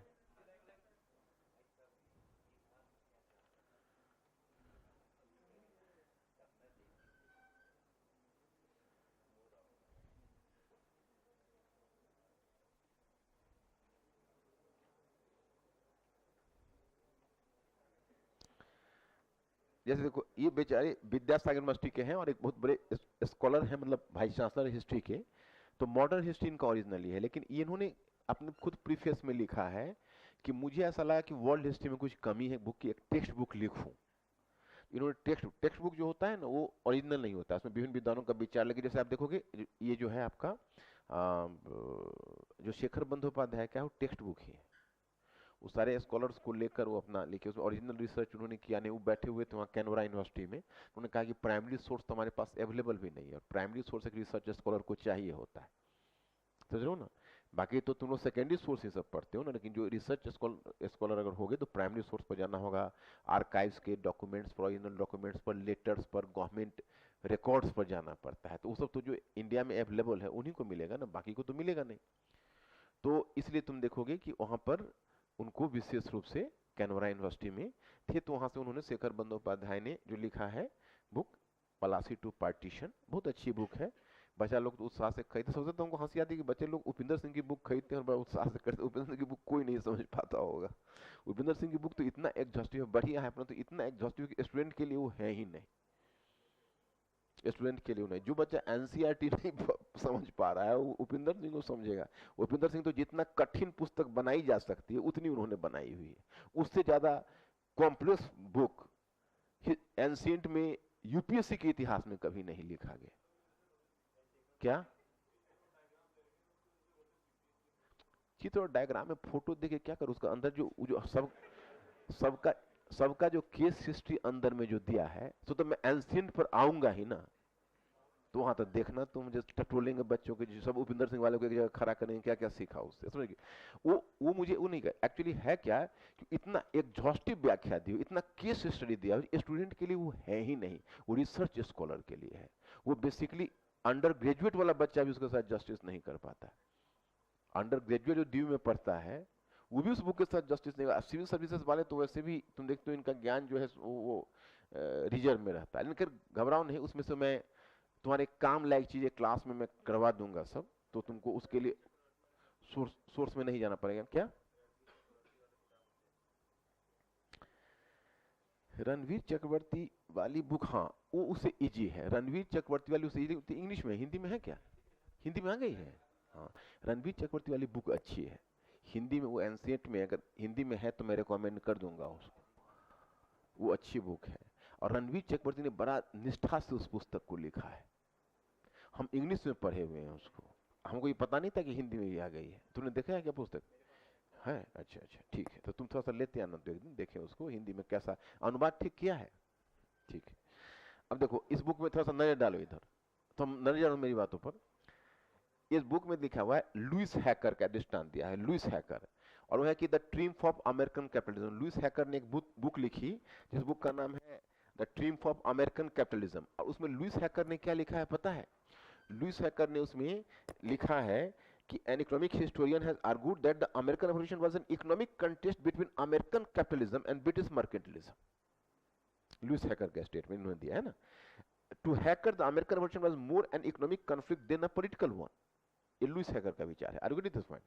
अब नीचे देखो, बर्नार्ड बेलिन, हाँ, in his book The Ideological Origin of the American Revolution argues that the American Revolution was above all an ideological, constitutional and political struggle. मतलब लुइस हैकर कहता है कि बाबू अमेरिकन क्रांति है वह एक इकोनॉमिक कॉन्फ्लिक्ट है जिसमें अमेरिकन कैपिटलिज्म ब्रिटिश मर्केंटलिज्म के अगेंस्ट में विद्रोह कर रहा है। बर्नार्ड बेलिन कहता है कि देखो भाई, the ideological origin of the American revolution में कहता है कि American revolution was an above an ideological constitutional and political struggle. उसने कहा कि देखो एक तो इकोनॉमिक कॉन्फ्लिक्ट लोग धोखे से मतलब ज्यादा कहता है, लेकिन सच्चाई यह है कि यह एक political, ideological and constitutional conflict है, क्योंकि वो ब्रिटिश लोग थे, वो उस ब्रिटेन से आए थे जो ओवर क्राउडेड था, अमेरिका में आए, एक लंबे सदी तक एक बड़े महाद्वीप में रहे, एक स्ट्रॉन्ग सेंस ऑफ फ्रीडम को डेवलप कर लिया। वहां पर ब्रिटेन का पहले पकड़ भी नहीं थी ज्यादा, क्योंकि ब्रिटेन दूर से ही उन पर शासन करता था, तो वो बहुत ज्यादा पॉलिटिकल ऑटोनॉमी को एंजॉय किया हुआ था। इसमें बड़े बड़े बुद्धिजीवी और विचारक थे। अचानक जो ब्रिटिश गवर्नमेंट 1763 के बाद उनका उन पर नियंत्रण लगाने लगा, उनका कॉन्स्टिट्यूशनल मतलब परसेप्शन अलग है, उनका पॉलिटिकल परसेप्शन अलग है, और जब 1763 के बाद जो ग्रेनविले की गवर्नमेंट ने जब नियंत्रण लगाना शुरू किया तो उनका पॉलिटिकल राइट्स इंक्रोच हुआ और पॉलिटिकल, कॉन्स्टिट्यूशनल और आइडियोलॉजिकल फैक्टर के कारण खड़े हुए। तो उसने दूसरा वाला विचार दिया है, समझो कि नहीं।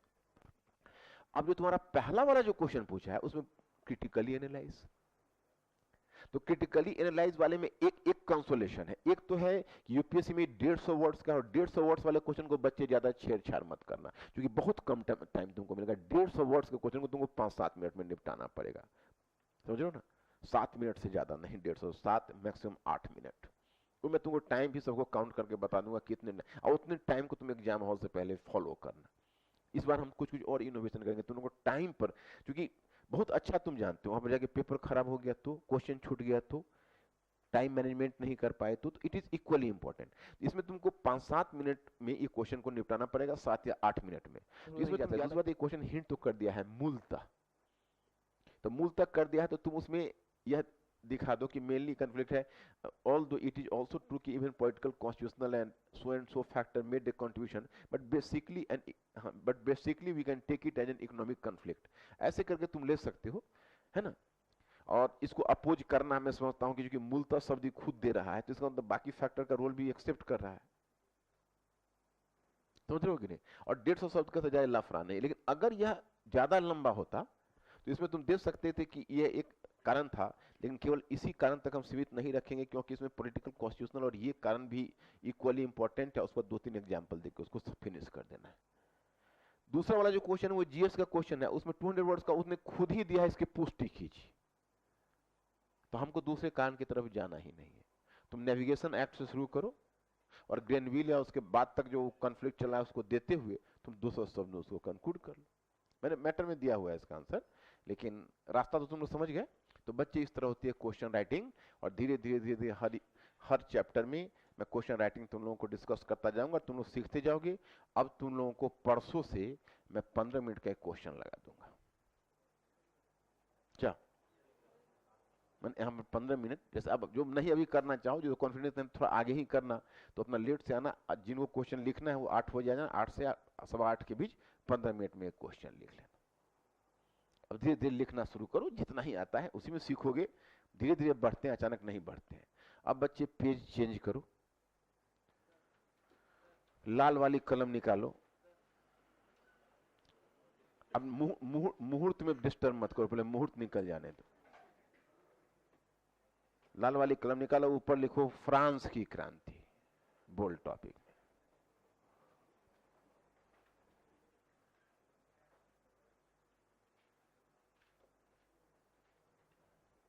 फ्रांस की क्रांति। हाँ, अब बोलो क्या क्या कर रहे थे।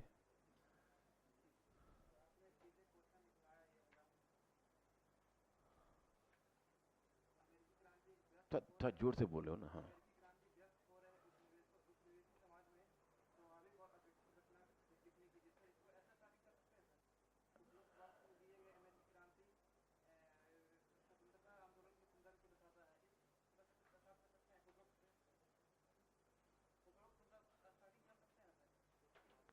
हाँ, उपरोक्त की जरूरत तो नहीं है, उपरोक्त क्यों लिखोगे? क्या और रचनात्मक क्यों होगा? उपरोक्त की अगर मतलब किसी के बारे में लिखना है, अगर तुमको किसी मित्र के बारे में लिखना हुआ है, और तुम अगर मान लो कि जा रहे हो किसी फ्लाइट पर या किसी पर, यहाँ से कोई फॉरेन कंट्री जा रहे हो किसी मित्र के साथ, उस पर लिखना है, देना है, तो कहो कि मेरे मित्र जो मेरे समीप बैठे हुए हैं, या ये कहो कि मेरे मित्र जो मेरे बाएं साइड में मेरी बगल वाली सीट पर बैठे हुए हैं, तो इतना कहने की जरूरत क्यों पड़ेगी? जो मित्र जो मेरे साथ चल रहे हैं वो कहने से काम, तो उपरोक्त क्यों करोगे? उसमें उपरोक्त करने की जरूरत नहीं। चलो आगे बढ़ो। दूसरी बात है कि मैंने जो तुमको लिखवा है इंट्रोडक्शन, कोई यही नहीं कि वही लाइन होगा, उसको तुम लाइन को अपना बदल सकते हो अपने ढंग से लाइन, क्योंकि तुमको वो लाइन तो नहीं आएगा ना जो लाइन हमने आपको बताया हुआ है, कि नहीं। तो मतलब लाइन तो है, ये बड़ा ही सब्जेक्टिव चीज है जो अपने मुताबिक बदलता रहता है। अब बच्चे आ गए फ्रांस की क्रांति पर, लेकिन तुम ध्यान करो, प्रबोधन और अमेरिकी क्रांति से फ्रांस की क्रांति तो अलग नहीं है। केवल अमेरिकी गिरफ्त को थोड़ा सा दबा के रख लो, क्योंकि अमेरिकी गिरफ्त में हम लोग 19वीं सेंचुरी पर चले गए, फिर तुम लौट के चले आओ अमेरिकी क्रांति पर, अमेरिकी क्रांति से आगे लेंगे। अमेरिकी गिरफ्त को तुम अभी तत्काल भूल जाओ, तो उसका लिंक उसी से जुड़ेगा। तो पहले लिखो, हाँ, लिखो, हाँ, हाँ, हाँ, देखिए फ्रांस की क्रांति, फ्रांस की क्रांति न केवल यूरोपीय इतिहास की,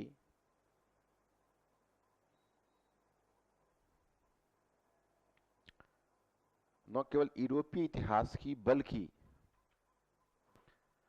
विश्व इतिहास की एक महान घटना है। विश्व इतिहास की एक महान घटना है। महान घटना है। तो अचानक भागते हो क्या?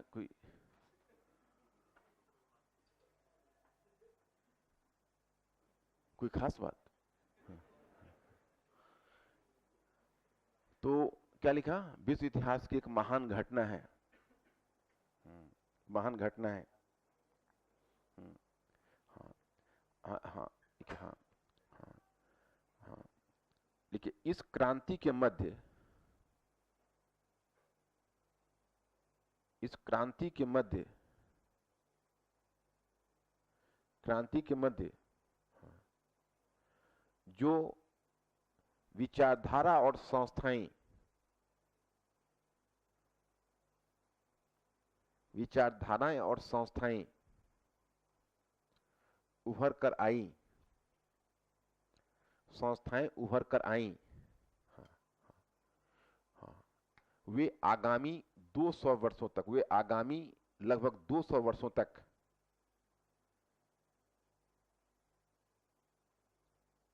आगामी 200 वर्षों तक यूरोप एवं विश्व को, 200 वर्षों तक यूरोप एवं विश्व को परिवर्तित करती रही, विश्व को परिवर्तित करती रही। Okay, is this point clear? अभी तो तुम्हारी समझ में नहीं आया कि ऐसी क्या उभर कर आई जो आगामी 2 शताब्दी तक यूरोप और विश्व को परिवर्तित करती रही। कुछ आइडिया है दिमाग में क्या उभर कर आई होगी? आगे ये आइडिया समझ में आ जाएगी। पैराग्राफ चेंज कीजिए और पैराग्राफ चेंज करके लिखिए। हाँ हाँ हाँ हाँ हाँ हाँ, लिखिए। हाँ, एक तरह से अगर देखा जाए, एक तरह से अगर देखा जाए तो यूरोप का आधुनिकीकरण, यूरोप का आधुनिकीकरण वास्तविक रूप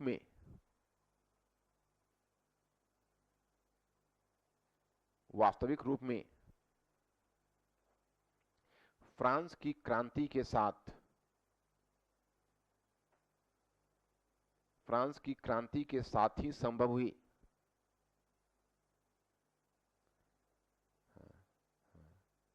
फ्रांस की क्रांति के साथ ही संभव हुई।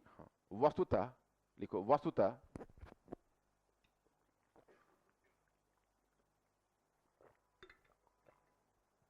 वस्तुतः पुनर्जागरण और धर्म सुधार आंदोलन के साथ, पुनर्जागरण और धर्म सुधार आंदोलन के साथ, धर्म सुधार आंदोलन के साथ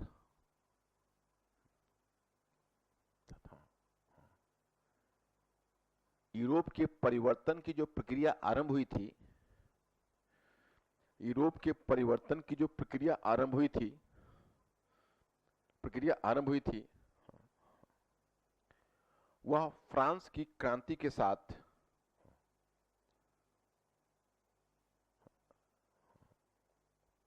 वह फ्रांस की क्रांति के साथ लगभग पूरी हुई। वह फ्रांस की क्रांति के साथ लगभग पूरी हुई।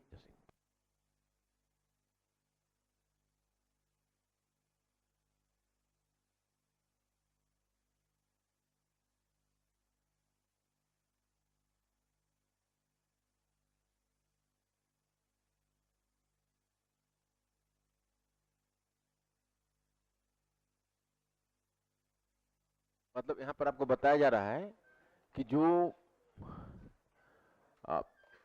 परिवर्तन की जो प्रक्रिया पुनर्जागरण और धर्म आंदोलन के साथ संभव हुई, वो फ्रांस की क्रांति के साथ जाकर पूरी हुई।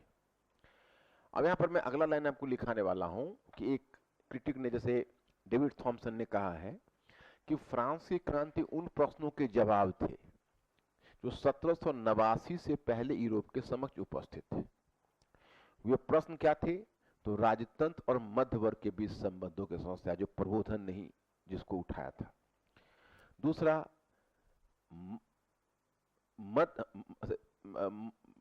कुलीन वर्ग और मध्य वर्ग के बीच संबंधों की समस्या, जो प्रबोधन के काल से भी यह भी एक गंभीर प्रश्न के मसले के रूप में आ रहा था। और राजतंत्र और मध्य वर्ग के बीच संबंधों की समस्या, राजतंत्र और कुलीन वर्ग के बीच संबंधों की समस्या, राजतंत्र और कुलीन वर्ग के बीच जो संबंधों की समस्या थी वह सामंतवाद के पतन के साथ ही उभर कर आया था। कुलीन वर्ग में इस बात का एहसास था कि हमारी शक्ति को राजतंत्र ने कुचल दिया है। समझ रहे हो कि नहीं? वो भी मतलब एक तरह से तुम समझो तो मायावती और मुलायम का देखे ही उस दिन क्या, तो क्या है कि दोनों के बीच कोई हृदय का मिलन थोड़ा हो गया, उसे तो पॉलिटिकल एक्सपीडियंसी की बात है। तो इस तरह के जैसे कॉमन एनिमी के फेस में दो तो मिल जाते हैं ना, तो अभी राजतंत्र के साथ उसने इक्वेशन तो बनाया हुआ है, it was simply a matter of political expediency.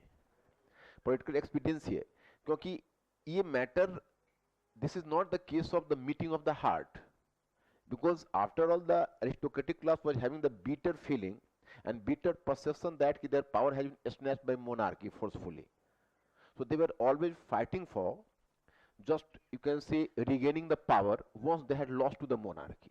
तो उनके मन में भी तो कोई फेलो फीलिंग की भावना नहीं है, तो एक उनके भी संबंधों की समस्या है कि जब देखा फ्रांस में कि अब मोनार्की लुई 14वां नहीं रहा, लुई 14वां का तो नाम सुना है ना, वो सन किंग था, बहुत पावरफुल था, और उसका उत्तराधिकारी लुई 15वां लुई 16वां कमजोर शासक है, तब मोनार्की इस ताक में है कि हम उस पावर को फिर दोबारा रिगेन कर लें जो लुई 14वें के समय खोया है। तो उन दोनों के बीच संबंधों की समस्या भी एक मुद्दा है। राजतंत्र और मध्य वर्ग के बीच संबंधों की समस्या तो चला ही आ रहा है प्रबोधन से, और मध्य वर्ग कुलीन वर्ग के बीच संबंधों की समस्या भी है, क्योंकि मध्य वर्ग सोच रहा है कि भाई आप क्यों अपना विशेषाधिकार का प्रयोग कर रहे हो, अपने विशेषाधिकार को आप रोको। और नेक्स्ट वन मुद्दा होगा मध्य वर्ग और निम्न वर्ग के बीच संबंधों की समस्या, जो अमेरिकी क्रांति में नहीं दिखी। मैंने पीछे तुमको बताया था, एक बात याद होगा कि अमेरिकी क्रांति की तुलना में फ्रांस की क्रांति ज्यादा रेडिकल क्यों हो गई और ज्यादा परिवर्तन क्यों हुए, तो इसका जवाब तुम्हारे पास है कि नहीं है? होना चाहिए दोनों के पास, क्योंकि इसमें निम्न वर्ग आ गया ना। अच्छा, निम्न वर्ग आएगा तो ज्यादा परिवर्तन लाता है निम्न वर्ग, क्या क्यों ज्यादा परिवर्तन लाता है?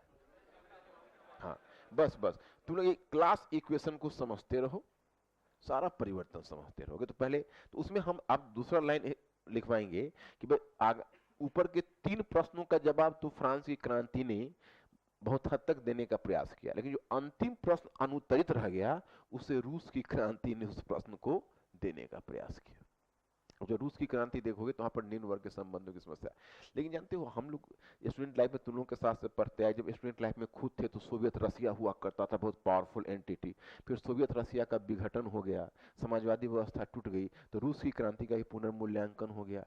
तो आज उसकी शताब्दी मनाई जा रही थी 2017 में, तो रसिया में कोई शोर शराबा नहीं, रसिया चुप्पी साधा रहा। मतलब वही सोवियत रूस, वही रूसी गणतंत्र जो कभी दुनिया में क्रांति का मतलब प्रवर्तक रहा था, पूरी दुनिया में विश्व क्रांति की बात की थी। और 2017 the celebration of the centenary celebration of Russian Revolution passed very quietly, no movement from the side of the government, and you will be surprised to know that it was China which tried to celebrate it at least कि भाई हम हैं, हम अभी उस legacy को beer कर रहे हैं।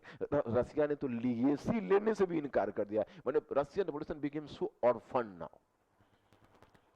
तो हम जो स्टूडेंट लाइफ में जो रशियन रेवोल्यूशन को बच्चे देखते थे और आज जो तुम रशियन रेवोल्यूशन को देख रहे हो, इन दोनों में बहुत ज्यादा फर्क है। समझ रहे हो? तो नेक्स्ट वन,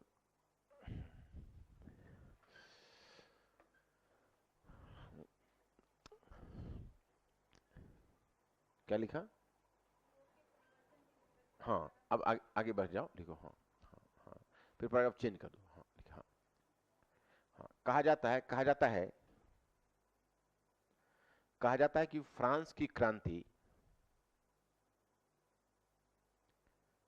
की क्रांति उन प्रश्नों का जवाब थी, उन प्रश्नों का जवाब बनकर आई थी, कर दो। फ्रांस की क्रांति उन प्रश्नों का जवाब बनकर आई थी जो 1789 से पहले, यूरोप के समक्ष उपस्थित थे, यूरोप के समक्ष उपस्थित थे। लिखिए ये, हाँ हाँ, ये प्रश्न निम्नलिखित थे।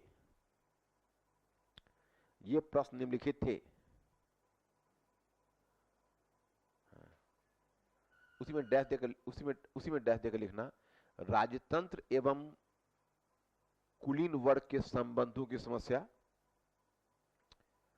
राजतंत्र एवं कुलीन वर्ग के बीच संबंधों की समस्या,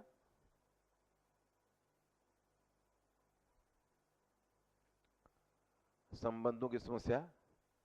वहीं पर ब्रैकेट डाल दो, तो ब्रैकेट डालने का मतलब यह है कि जो तुम रिवाइज करोगे तो उसे एब्स्ट्रैक्ट टाइप का दिमाग में रहेगा, उसको तो कंक्रीट कुछ दिमाग में आ जाएगा जो कि पीछे से जुड़ जाएगा, तो वहीं पर ब्रैकेट डाल दो और ब्रैकेट डाल के लिखो कि निरंकुश राजतंत्र के द्वारा, ब्रैकेट वहीं पर, निरंकुश राजतंत्र के द्वारा। और तुम लोग लिखने में ब्रैकेट वहां मत बनाना, समझ रहे हो ना। हाँ, हाँ, ये भी ध्यान रखना है। वो तुम लोगों से शब्द की सीमा भी है ना, तो कम शब्द में लिखना है। हाँ, निरंकुश राजतंत्र के द्वारा, हाँ, कुलीन, हाँ, हाँ, कुलीन और सामंतों से, हाँ, कुलीन और सामंतों से, हाँ, अनेक शक्तियां छीन ली गई थी, अनेक शक्तियां छीन ली गई थी, छीन ली गई थी। हाँ, हाँ, अतः कुलीन और सामंत, हाँ, अतः चाहे केवल अतः हुए, अतः हुए, अतः हुए, राजतंत्र से वे शक्ति दोबारा प्राप्त करने के लिए प्रयासरत थे, राजतंत्र से वह शक्ति दोबारा प्राप्त करने के लिए प्रयासरत थे, प्रयासरत थे।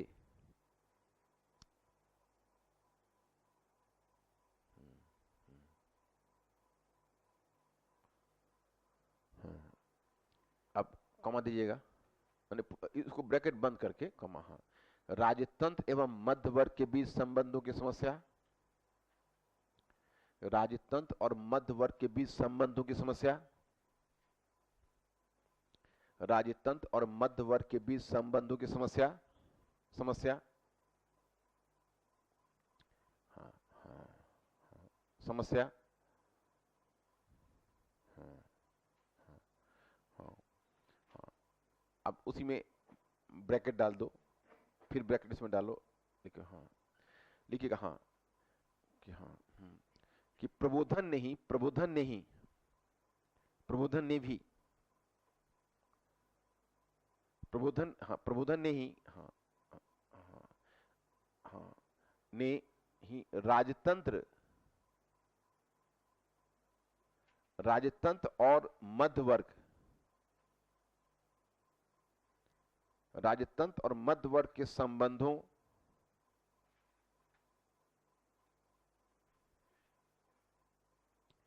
संबंधों के पुनर्निरीक्षण की मांग करते हुए, पुनर्निरीक्षण की मांग करते हुए, पुनर्निरीक्षण की मांग करते हुए, करते हुए, निरीक्षण की मांग करते हुए, हाँ, राजतंत्र की शक्ति को सीमित करने की बात कही थी, राजतंत्र की शक्ति को सीमित करने की बात कही थी, राजतंत्र की शक्ति को सीमित करने की बात कही थी, ब्रैकेट डाल दो, समझ गए, फिर कॉमा दे दो, लिखो कुलीन वर्ग और मध्य वर्ग के बीच संबंधों की समस्या, कुलीन वर्ग, कॉमा दो, कुलीन वर्ग और मध्य वर्ग के बीच संबंधों की समस्या।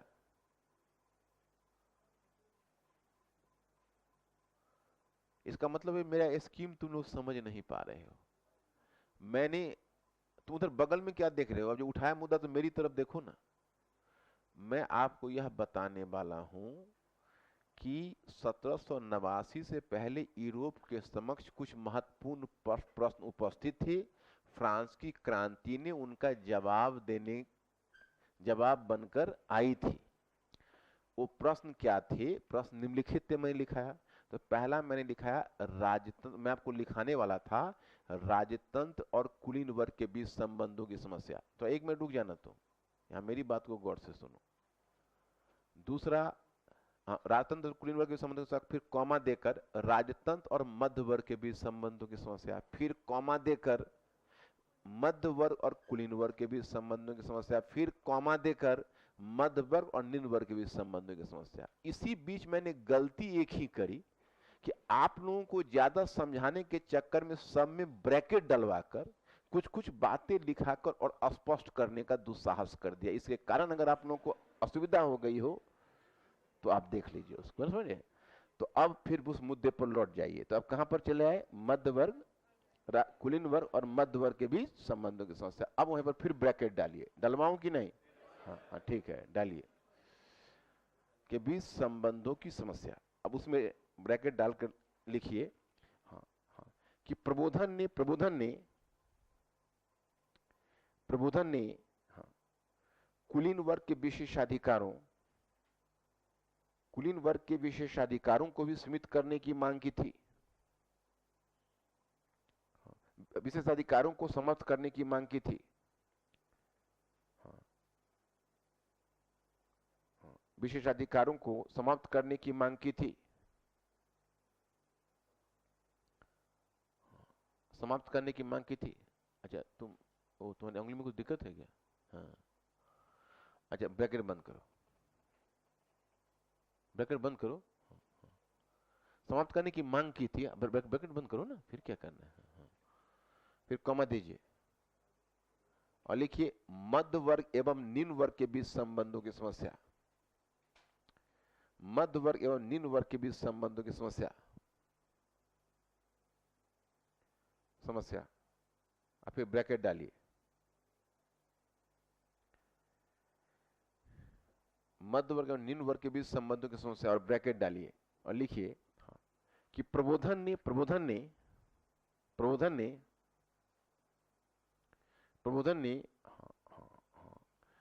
मध्य वर्ग के हितों पर, तो मध्य वर्ग के हितों के संरक्षण की बात की थी, हितों के संरक्षण की बात की थी, परंतु निम्न वर्ग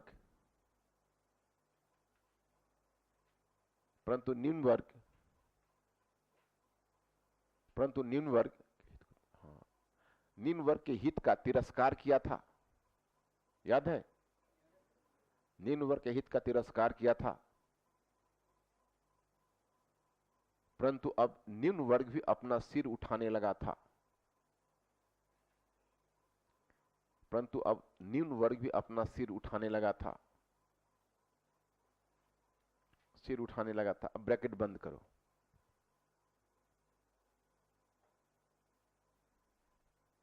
ब्रैकेट बंद कर दो। समझ गए चारों वाले में इश्यूज पीछे से चला आ रहा है ना।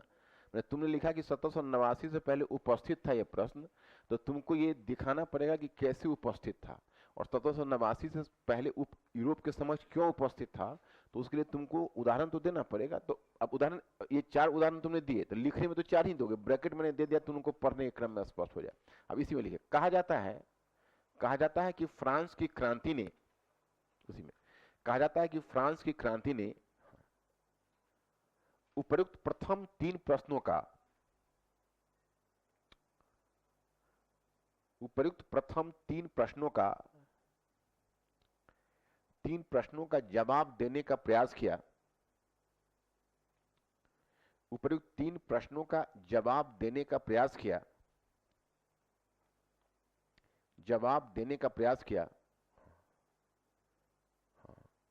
परंतु चौथा प्रश्न अनुत्तरित लिख लोगे, चौथा प्रश्न अनुत्तरित रह गया था,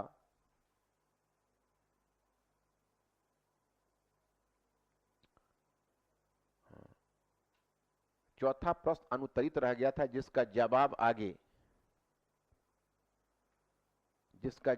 आगे रूस की बोल्शेविक क्रांति, जिसका जवाब आगे रूस की बोल्शेविक क्रांति, बोल्शेविक पता है आप लोगों को, जिसका जवाब आगे रूस की बोल्शेविक क्रांति ने देने का प्रयास किया,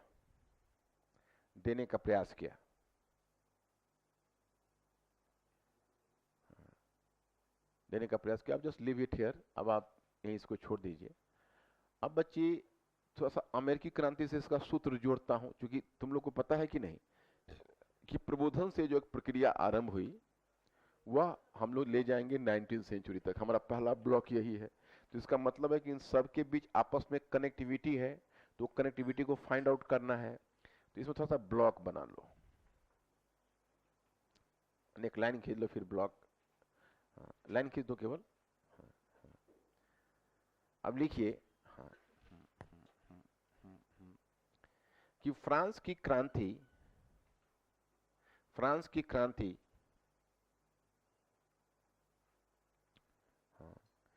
को एक बदलती हुई प्रक्रिया, अच्छा सॉरी, फ्रांस की क्रांति को परिवर्तन की एक प्रक्रिया से जोड़कर देखा जाना चाहिए।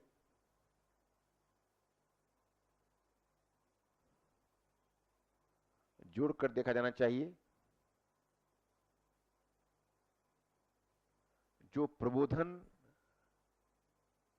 प्रबोधन से ही आरंभ हुई थी,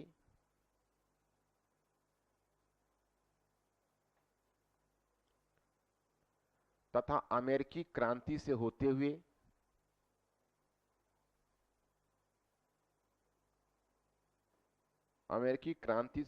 यहां तक पहुंची थी।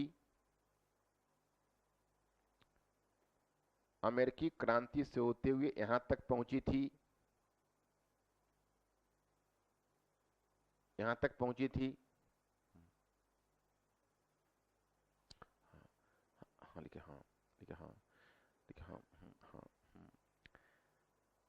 हाँ लिखे, हाँ हाँ लिखे, हाँ हाँ हाँ। प्रबोधन ने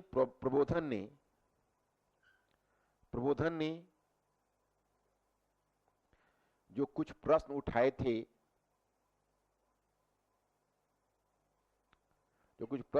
थे और एक बौद्धिक वातावरण का निर्माण किया था,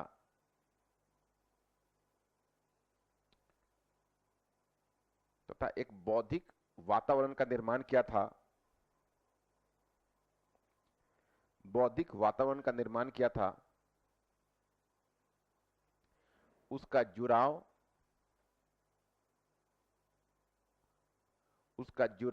फ्रांस की क्रांति के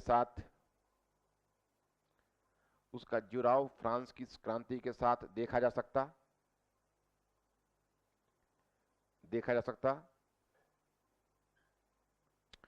उसी प्रकार फ्रांस की क्रांति का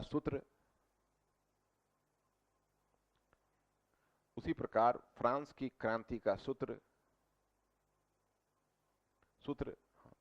अमेरिकी क्रांति से भी जुड़ता है। फ्रांस की क्रांति का सूत्र अमेरिकी क्रांति से भी जुड़ता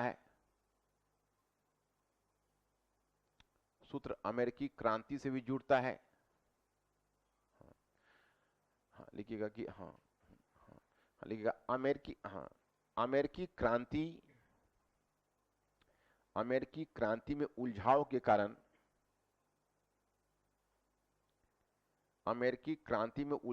कारण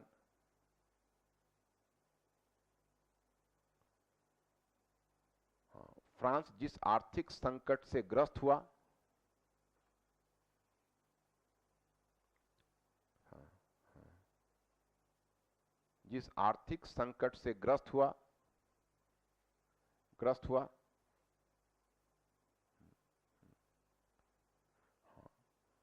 वह फ्रांस की क्रांति का तात्कालिक कारण बना।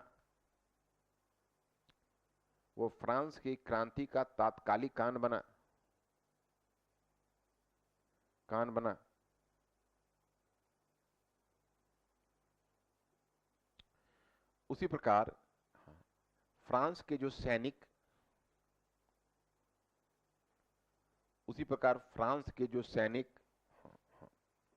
इस क्रांति में हिस्सा लेने गए थे,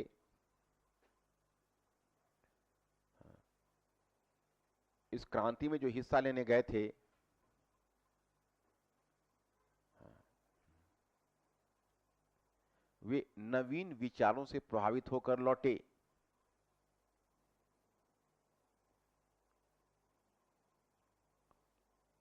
वे नवीन विचारों से प्रभावित होकर लौटे, प्रभावित होकर लौटे। इसलिए स्वतंत्रता, समानता और बंधुत्व,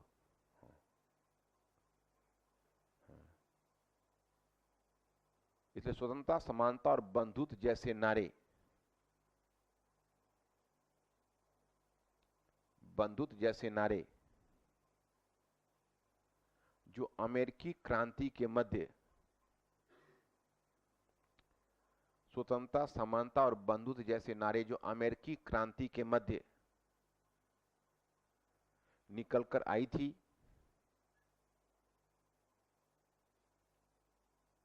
निकलकर आई थी, वह फ्रांस की क्रांति में,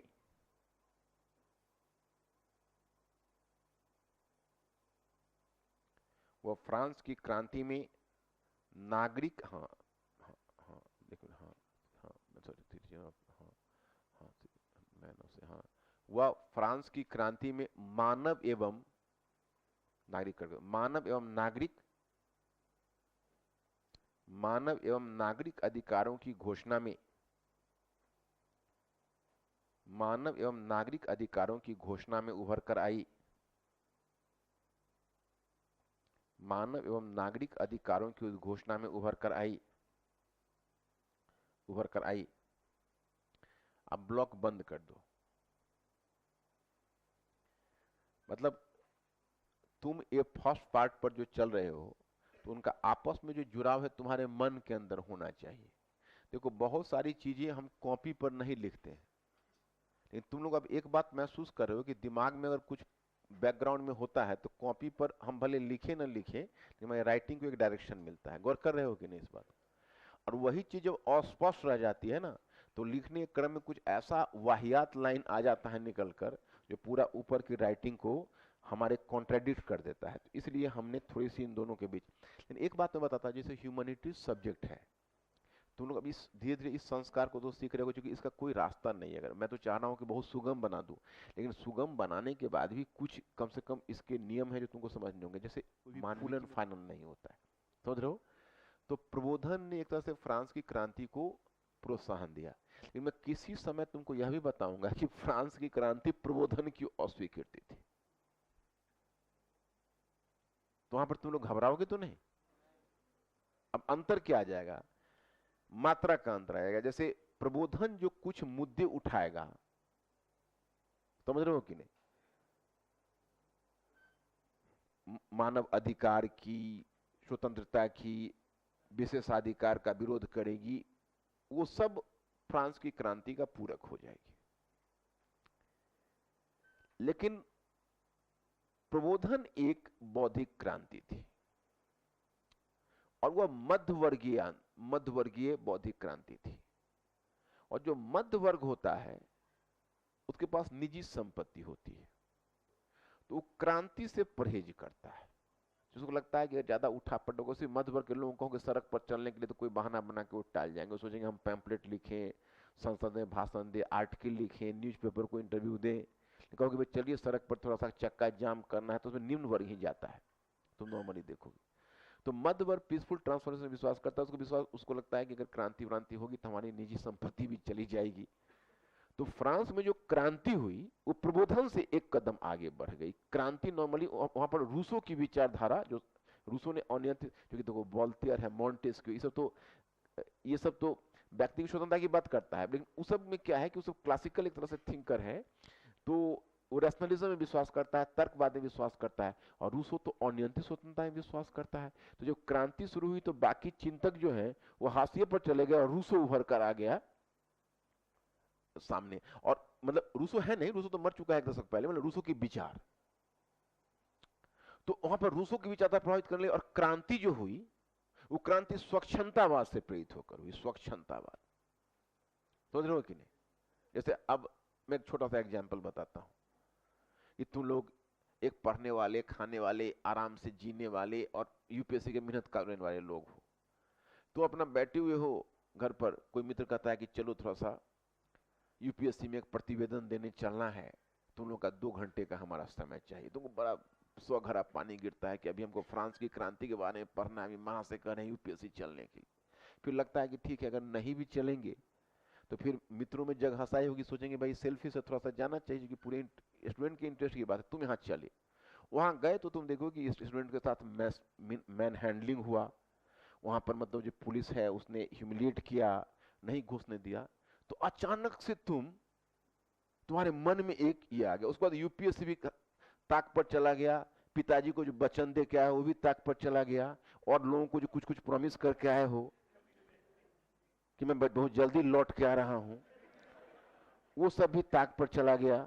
और तुम पुलिस के साथ लड़ गए उधर, मतलब वो पता चल रहा है कि वो अश्रु गैस छोड़ रहे हैं, मतलब टीयर गैस, तुम उसको भी फेस कर रहे हो, पुलिस स्वेच्छा से अरेस्ट दे रहे हो, जेल के अंदर जो हम ठीक है हम जाएंगे, जेल जाएंगे अपने कॉज के लिए। तुमको खुद पता चलेगा कि यार आए थे हरिभजन को ओटन लगे कपास, हमने तो ऐसा सोचा भी नहीं था। तो वहां पर रोमांटिसिज्म उभर कर आ जाएगा, छोड़ो सब कुछ, मतलब आखिर हमारे स्वाभिमान की बात है, स्टूडेंट के स्वाभिमान की बात है। हुआ था ना स्टूडेंट एजुकेशन में कुछ ऐसा ही हुआ था 2013 वगैरह में जो हुआ था, जो सी सेट तो कम से कम ये हुआ है, उसमें तो बहुत स्टूडेंट बहुत पीटा गया बेचारे, और बहुत मतलब ब्रेवली स्टूडेंट फेस किया, उन्हें उतना बड़ा फाइट कर जाएगा स्टूडेंट इसका अनुमान नहीं था। और उसमें हम लोग भी थोड़ा सा सख्ती मांगे, क्योंकि वहां पर वो क्या होता था, पुलिस को वहां पर ये होता था कि भाई यही लोग कोचिंग वाले सब करवा रहे हैं, और बार बार फोन देके डीसीपी से फोन आता था कि आप लोगों ने इतना पैसा दिया है सुनने में, आपने बस हायर करके उनको दिया, हम लोगों पर दबाव था। उसमें IIGS भी था, स्टडी भी था, और दोनों के तरफ से कुछ कुछ हम लोग डोनेट जरूर किए थे, लेकिन मतलब हम लोग का इतना बड़ा प्लान नहीं था कि यहाँ पर जाके वो लोग, अरे अब स्टूडेंट ने थोड़ा सा इच्छा प्रकट की तो वहां पर थोड़ा सा मतलब ठीक है भाई, कॉज नोबल था, लेकिन मतलब कहने का अर्थ है कि वो जो ऐसा रूप ले लेगा इसका अंदाजा किसी को नहीं था, स्टूडेंट को भी खुद नहीं था, और वो सामान्य स्टूडेंट सब ने उसने ब्रेवली पुलिस को फेस कर दिया। वो एक मूवमेंट बनता है, जैसे मैं एक उदाहरण बताता हूं, हम लोग पढ़ते थे ईस्टर राइजिंग। ईस्टर राइजिंग एक, जैसे आयरलैंड का जो मूवमेंट हुआ था ब्रिटेन में, और जब आयरलैंड 1921 में स्वतंत्र हो गया है ब्रिटेन से, पता ही होगी, तो नॉर्दर्न आयरलैंड एक पार्ट रह गया, बाकी आयरलैंड तो निकल चुका है इससे। तो उसमें जो मूवमेंट हुआ था, तो उस मूवमेंट में हम लोग पढ़ते थे एक इंग्लिश पोएम, ग्रेजुएशन में मेरा एक पेपर था इंग्लिश 300 मार्क्स का, तो उसमें पोएम हम लोग को पढ़ना पड़ता, उसमें W.B. Yeats एक इंग्लिश पोएट है, उसका ईस्टर राइजिंग पढ़ते थे। तो ईस्टर राइजिंग में बताया गया कि उसमें मतलब उसका सार तत्व यह है कि मिडिल क्लास जो होता है वो बड़ा स्वार्थी और सेल्फ सेंटर्ड होता है। मतलब कल्पना में आएगा, शाम में ड्यूटी करके लौट रहा होगा एक किरानी, है ना, सब्जी का झोला, अब तो सब बदल गया स्टैंडर्ड, पहले की बात कर रहा हूँ, अब तो झोला से धीरे धीरे अब गाड़ी और 4 व्हीलर हो गया, लेकिन एक झोला, उसमें अपना सामान सब कुछ घर की गृहस्थी का खरीदे हुए, हमेशा अपने परिवार, अपनी बीबी, अपने बच्चों के बारे में सोचना। उनको कहते कि मौसम खराब चल रहा है, तो कहता कि हाँ देखिए ना मेरे दोनों बच्चों को सर्दी हो गई है, समझे। उनको कहोगे कि महंगाई बढ़ गई है, तो कहें कि अरे बिल्कुल, मेरे श्रीमती जी 200 रुपए लेकर गए और आधे झोले सब्जी लेके कल आए, ये हालत है। सब बात अपने किचन, अपने बच्चे, समझ रहे हो कि नहीं, हर कुछ वहीं पर जाके समाप्त हो जाता है। ये मिडिल क्लास का सेल्फिश इंटरेस्ट। लेकिन वो W.B. Yeats ने लिखा है कि भाई लगता था कि कोई ऐसा चमत्कार आ गया इस वातावरण में, क्रांति का माहौल ऐसा बन गया कि all that change all of a sudden into what was glorious and yet terrible, a terrible beauty is born। मतलब ऐसा चेंज हुआ कि सब कुछ बदल गया। एक साधारण वही मध्य वर्ग के किरानी जो केवल अपने परिवार के लिए जी रहे थे, वो पुलिस के डंडे खा रहे थे और गोलियां झेल रहे थे। लगता था कि उनमें एक अनियंत्रित उत्साह, एक नई प्रेरणा आ गई है, और वो सब कुछ सैक्रिफाइस करने के लिए तैयार है। तो ये होती है क्रांति, जो प्रबोधन नहीं कर सकता। Are you getting this point? तो इस आधार पर फ्रांस की क्रांति प्रबोधन की अस्वीकृति होगी। शायद तुमने उस लाइन को नहीं याद रखा होगा कि जो मैंने प्रबोधन के समय लिखवाया कि 18वीं सदी के अंत में इसे चुनौती फ्रांस की क्रांति से और 19वीं सदी के जर्मन राष्ट्रवादियों से मिली।